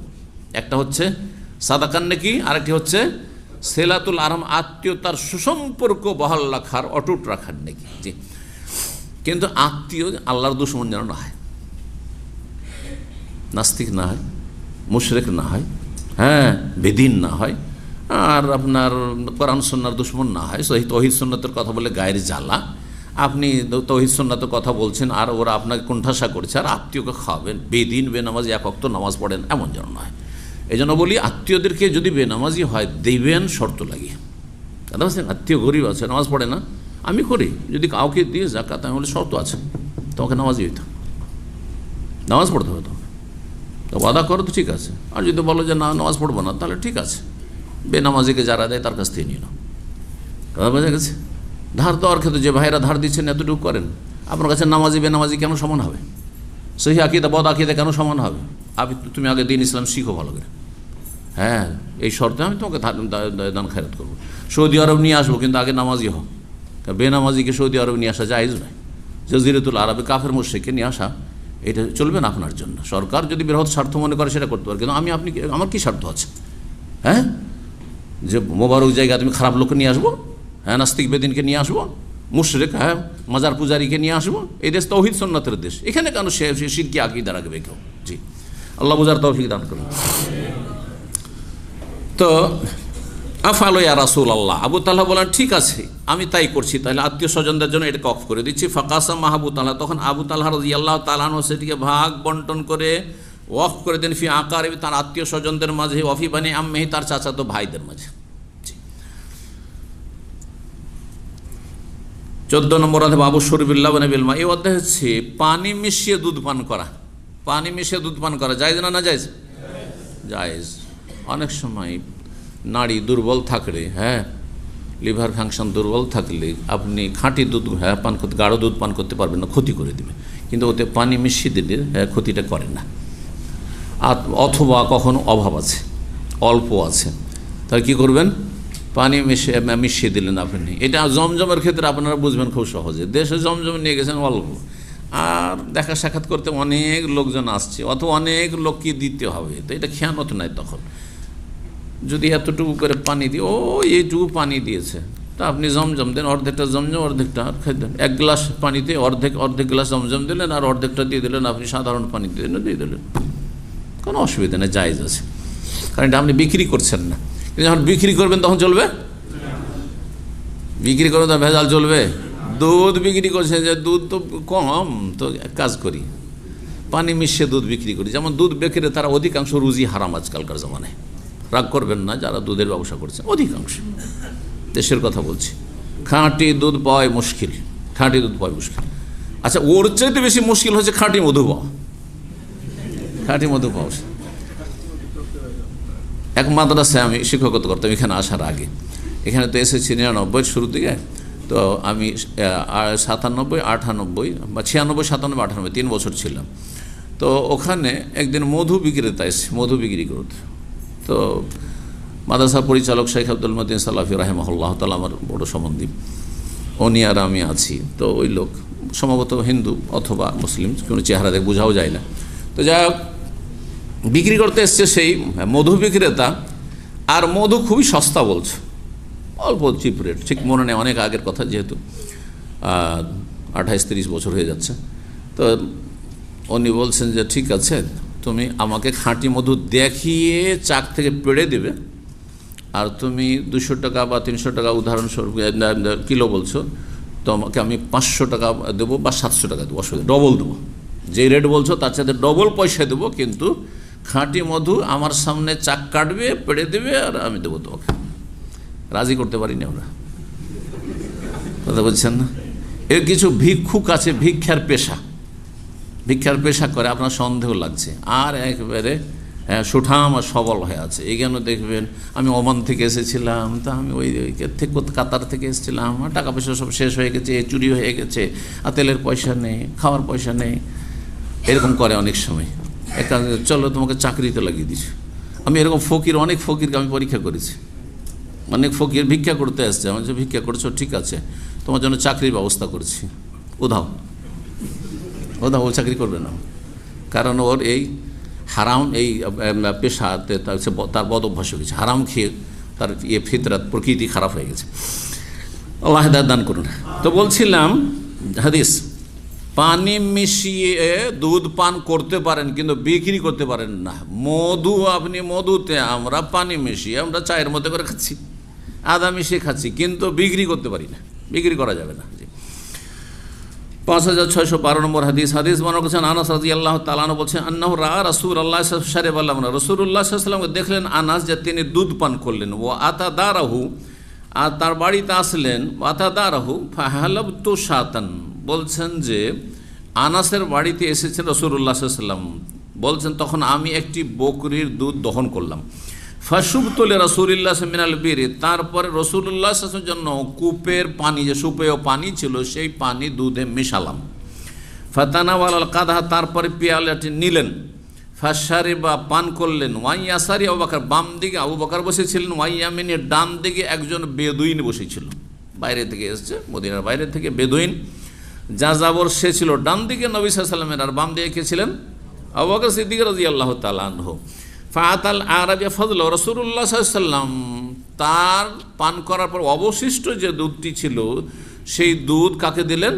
সে বেদুইনকে দিলেন, ডান দিকে। সুম্মা কালা, তারপরে বলেন আল আইমানা ফাল আইমান, ডান দিকের ব্যক্তিকে বা লোককে প্রাধান্য দিতে হবে, অগ্রাধিকার দিতে হবে, তারপরে ডান দিকে, অর্থাৎ ডান দিকের যে সবচেয়ে নিকটে আছে তাকে, ডান দিকে যে সবচেয়ে নিকটে আছে তাকে, আর তারপরে ডান দিকে তো উনিও আছেন, আরেকজন আছেন, হ্যাঁ, আপনারা কয়েকজন ডান দিকে আছেন, তাহলে কাকে থেকে শুরু করব? যে কাছে আছে ওর থেকে শুরু করব। আপনার একটা খারাপ একটা অভ্যাস আছে আমাদের বাঙালি সমাজে, কারণ আমি খাবার উঠিয়ে দিতে গিয়ে আমি মাঝে মধ্যে দেখি, যেমনই ডান দিকের লোককে দিলাম, আমি প্রথমখানে একটু উঠিয়ে দিই, যেমনই দিলাম করলো কি, ওইটাকে পাচার করা শুরু করলো, ওকে দিয়ে দিল, তখন ও দেখছে আমাকে দিল, তো আমার জন্য রাখা তো উচিত নয়, তখন তার বাম দিকে দিল, তারপরে দিল, তো এখানে ঘুরে চলে আসলো। এটা জায়েজ না? মোটেই ঠিক নয়। এটা করছেন না, অনেকে কিন্তু এরকমটা করছেন, বেশি ভদ্রতা দেখে দিকে নাজায়েজ কাজ করছেন। আরে ভাই, আপনাকে ডান দিকে, তখন আমি বললাম, এই গত কয়েকদিন আগের ঘটনা, যে আপনাকে দেওয়ার মানে কি? তাহলে এত কষ্ট দেওয়া আমার উদ্দেশ্য যে এই সবটি ঘুরুক, সবার হাতে যাক, তারপরে এখানে আসবো। তাবারক দিচ্ছেন নাকি আপনার? হ্যাঁ, না, তাহলে আমি এখানে দিয়ে দিতাম, আপনাকে দিলাম, আপনি খাওয়া শুরু করেন, অথবা আপনি নিয়ে বসেন। যদি মনে করেন যে আমাদের দেশে আবার একটা ট্রেডিশন, সবাইকে যতক্ষণ না দেওয়া হবে খেতে শুরু করবে না। আবার তার অতি ভক্তি যদি থাকে, হুজুরে কেবলা যতক্ষণ না শুরু করে ততক্ষণ শুরুই করবেন না, আগে কেবলা শুরু করবে, তারপরে ওরা শুরু করবে। আস্তাগফিরুল্লাহ। জি, 5613 নম্বর হাদিস বর্ণনা করেছেন জাবের বিন আব্দুল্লাহ রাদিয়াল্লাহু তাআলা আনহু, বলছেন আন্না রাসূলুল্লাহ দাখালা আলা রাজুলিন মিন আনসার, রাসূলুল্লাহ সাল্লাল্লাহু আলাইহি ওয়াসাল্লাম আনসারি জনৈক ব্যক্তির বাড়িতে প্রবেশ করলেন, মাহু সাহেব, তার সাথে তার এক সঙ্গী ছিলেন, সঙ্গী আবু বকর সিদ্দিক, অন্য হাদিসে রয়েছে। ফাকাল আল্লাহ নবী সাল্লাল্লাহু নবী সাল্লাম বললেন, ইন কানা ইনদাকা মাউন বাতা হাযিহিল লাইলা ফি শান্নাতিন ওয়া ইল্লা কারানা, তোমার কাছে যদি এমন কোনো পানি থাকে, সুপেয় পানি, যেটি গত রাত থেকে তোমার মশকে রাখা ছিল, মশকে পানি, সেটা দীর্ঘ সময় ধরে রাখা যদি থাকে তাহলে ঠান্ডা থাকবে। সাথে সাথে যদি কোথাও থেকে পানি ওঠানো হয় তাহলে কী হবে, একটু গরম হয়ে থাকবে হয়তো। হ্যাঁ, আর ঠান্ডা পানি তখন প্রয়োজন গরমের সময়। আজকালকার এই ঠান্ডা, ফ্রিজের ঠান্ডা পানি এইটা ক্ষতি, অনেকের জন্য এসিতে রাখা ঠান্ডা পানি ক্ষতি। জি, বিশেষ করে আমি অভ্যাস করি না, আমার রুমের বাইরে পানি রাখি, রুমে পানি থাকলে সেটা আমি খাই না। আর ফ্রিজে পানি রাখা তো আমি মমনু করে দিয়েছি। কথা বুঝতে পারছেন? যারা ফ্রিজের পানি ছাড়া খেতে পারেন না তারা সুস্থ থাকেন না। এই গরমের দিনে আরব দেশে ফ্রিজের পানি খাওয়াইতে হবে, না হলে খেতে পারবেন না। এই বদভ্যাস অনেকের আছে, আরবদের মতোই, আরবদের সিংহভাগ এরকম করে। এই জন্য এই সব লোকেরা ফ্যাট বেশি, সুস্থ থাকে না, বিভিন্ন রোগে আক্রান্ত। নর্মাল পানি খান, আমাদেরকে গলাটা ভালো রাখতে হয়, না হলে আমি যেমন কালকে অবস্থা ছিল, তো আলহামদুলিল্লাহ, হ্যাঁ, গরম, সবসময় গরম পানি, এখনও গরম করে আমি অফিস থেকেও গরম করে, হিটারে গরম করে পানি খাই। তো না হলে নর্মাল একবারে সাধারণ জায়গায়, বাইরের এসি রুমেরও পানি না। তো হাদিস কি রয়েছে, তখনকার যুগে একটু ঠান্ডা পানির প্রয়োজন ছিল, রোদ গরম। তো তোমার কাছে যদি এমন কোনো পানি থাকে যেটি গত রাত থেকে কিসে রয়েছে, মশকে রয়েছে, তাহলে দাও। আর যদি না থাকে ওয়াইল্লা কারানা, আর যদি না থাকে তাহলে আমরা নিজেরা পানি পান করব, নিজের অঞ্জলি দিয়ে, কোত্থেকে, যেখানে পানি আছে সেখান থেকে। কাল ওয়ারাজুল ইউহাউল মাফি হায়াত, ওই ব্যক্তি সেই সময় তার বাগানে পানি দিচ্ছিল, পানি সেচ করছিল, বাগানে পানি দেওয়া লাগে, তো পানি দিচ্ছিল। ফাকাল রাজুল ইয়া রাসূলুল্লাহ, ওই ব্যক্তি বলে, হে আল্লাহর রাসূল, ইনদি মাউন বায়তুন, আমার কাছে গত রাতের পানি আছে, গত রাত থেকে পানি রাখা আছে। ছোটোকালে, জানি না আপনাদের মনে আছে কি না, আমরা মাটির কলসে পানি রাখতাম, আর বেশ ঠান্ডা থাকতো। গ্রামাঞ্চলে, গ্রামের বাড়িতে মাটির কলসে পানি থাকতো, আর এমনি বাইরের পানি চাইতে মাটির কলসে পানি কি থাকতো, ঠান্ডা ঠান্ডা পানি। তৃপ্তির জন্য কি ঠান্ডা পানিটা ওই কলস থেকে পানি, কলসি থেকে পানি খেতাম। তো বলছেন, ফান্তালিক আল আরিশে, নবী সাল্লাল্লাহু আলাইহি সাল্লামকে ওই আনসারী বললেন যে, ইয়া রাসূলুল্লাহ, আপনি কুটিরে চলুন।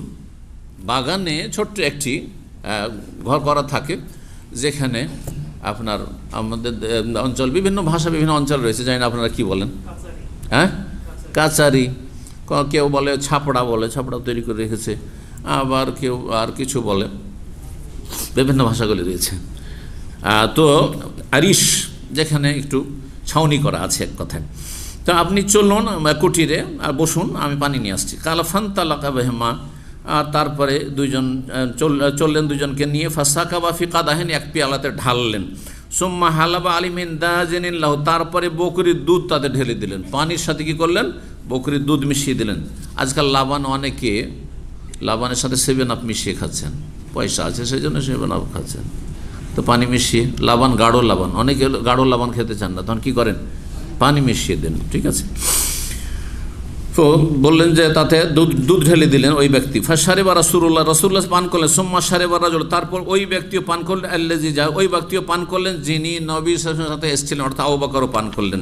15 নম্বর অধ্যায়, বাবু শারাবিল হালওয়া ওয়াল আসাল, এই অধ্যায় হচ্ছে মিষ্টি জাতীয় কোনো কিছু বা মিষ্টান্ন আর মধু পান করা। মিষ্টি যদি তরল হয়, হ্যাঁ, রস, ধরেন জুস বা কিছু, তো সেটি পান করা হয়। খাদ্য যেমন মিষ্টি হয়, তেমনই তরল হলে সেটি পানীয় হয়। ইমাম জোহরি বলছেন, লা ইয়াহিল্লু শুরবু বাউলিন নাস, মানুষের পেশাব পান করা হালাল নয়। লে সিদ্দাতিন তানজিলু, যতই আর্থিক সংকট বা পানির সংকট থাক না কেন, পানির যতই অভাব থাক না কেন, মানুষের পেশাব পান করা জায়েজ নয়। মানুষের পেশাব, গবাদি পশুর পেশাব চাইতে খারাপ। এটা বুঝেন না? মানুষের পেশাব, মানুষকে আল্লাহ ভালো ভালো খাবার যেমন দিয়েছেন, তো পেশাব পায়খানার গন্ধ, আপনার গোবর আর পায়খানা কত পার্থক্য, তাই না? ঠিক ওইরকম মানুষের পেশাব আর গরু ছাগলের পেশায় পার্থক্য রয়েছে। তো যতই মানুষের সংকট থাকে না কেন, পিপাসায় একেবারে মরমর অবস্থা, তারপরে কোনো মানুষের পেশাব পান করা জায়েজ নয়। লিআন্নাহু রিজসুন, কারণ এটি হচ্ছে ঘৃণিত, ঘৃণ্য, নাপাক। আর আল্লাহ বলছেন সূরা মায়েদা আয়াত নম্বর 5, ওহিল্লা লাকুমুত তাইয়্যিবা, তোমাদের জন্য পাক পবিত্র বস্তুকে হালাল করা হয়েছে। ইবনে মাসউদ রাদিয়াল্লাহু তাআলা আনহু বলেছেন ফিস সাকারে, নেশাজাত দ্রব্য সম্পর্কে, নেশাজাত দ্রব্য যাতে নেশা আছে, মাদক দ্রব্য যাতে মদ বা অ্যালকোহল আছে। ইন্নাল্লাহ লাম ইয়াজাল শিফাকুম ফি মা হারামা আলাইকুম, যা কিছু আল্লাহ হারাম করে তাতে তোমাদের রোগের আরোগ্য নেই। অনেকে মনে করে যে অ্যালকোহলিক এসব আপনার ঔষধে, মেডিসিনে এগুলোতে আরোগ্য আছে না। আপনার কাছে আলহামদুলিল্লাহ বিকল্প মেলা আছে। সুতরাং অ্যালকোহলের পরিমাণ যদি বেশি থাকে, সামান্য 1-2% যদি থাকে, তো আলেমরা বলেছেন যে হালকা অসুবিধা নেই, বিশেষ করে হোমিও ওষুধের ক্ষেত্রে বিষয়টি।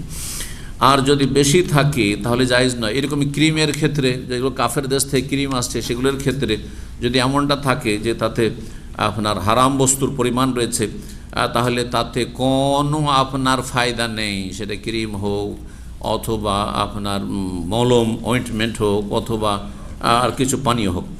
5614 নম্বর হাদিস, মা আয়েশা রাদিয়াল্লাহু তাআলা আনহা বলছেন যে কানান নবী ইউজিবুল হালওয়া ওয়াল আসাল, নবী সাল্লাল্লাহু আলাইহি ওয়াসাল্লামকে মিষ্টান্ন এবং মধু পছন্দ লাগত। মিষ্টি জাতীয় জিনিস পছন্দ করতেন। আর প্রাকৃতিক মিষ্টি বেশি ভালো। মিষ্টির মধ্যে আপনার মধু ছাড়া আর কি, খেজুর, কিশমিশ, এই ধরনের যেগুলো রয়েছে।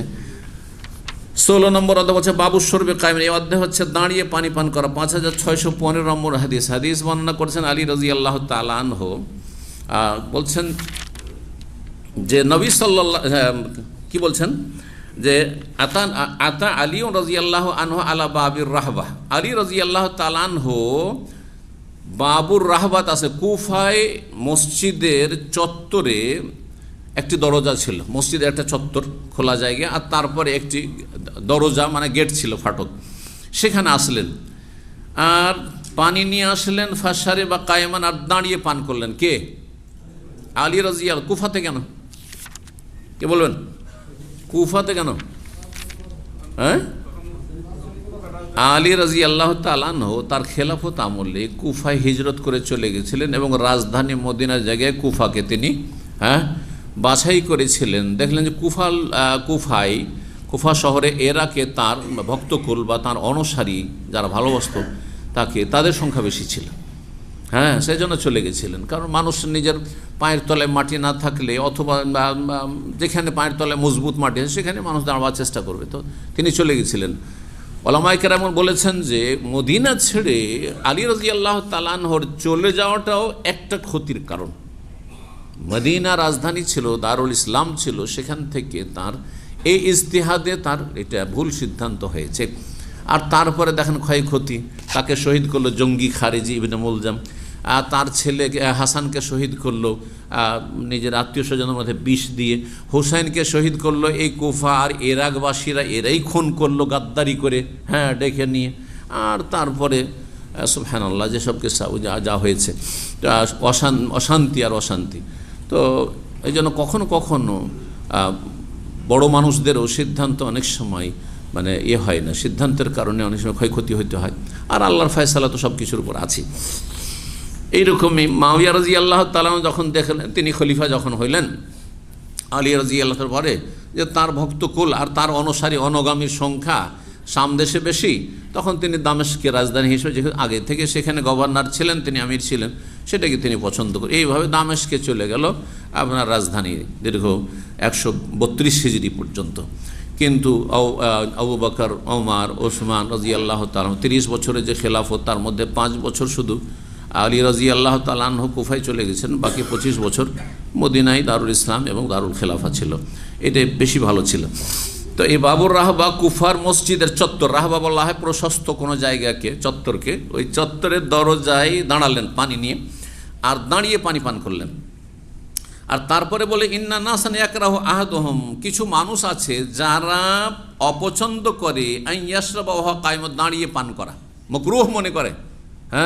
দেখেন যারা দাঁড়িয়ে পান করা, খাওয়া না, কিন্তু খাওয়ার পান করে পার্থক্য রয়েছে। কোনো খাওয়ার হাদিস নেই দাঁড়িয়ে, যে দাঁড়িয়ে আপনি ভাত খাচ্ছেন, দাঁড়িয়ে রুটি খাচ্ছেন, দাঁড়িয়ে আপনি স্যান্ডউইচ খাচ্ছেন, এইসব না, এটা আরও বেশি খারাপ।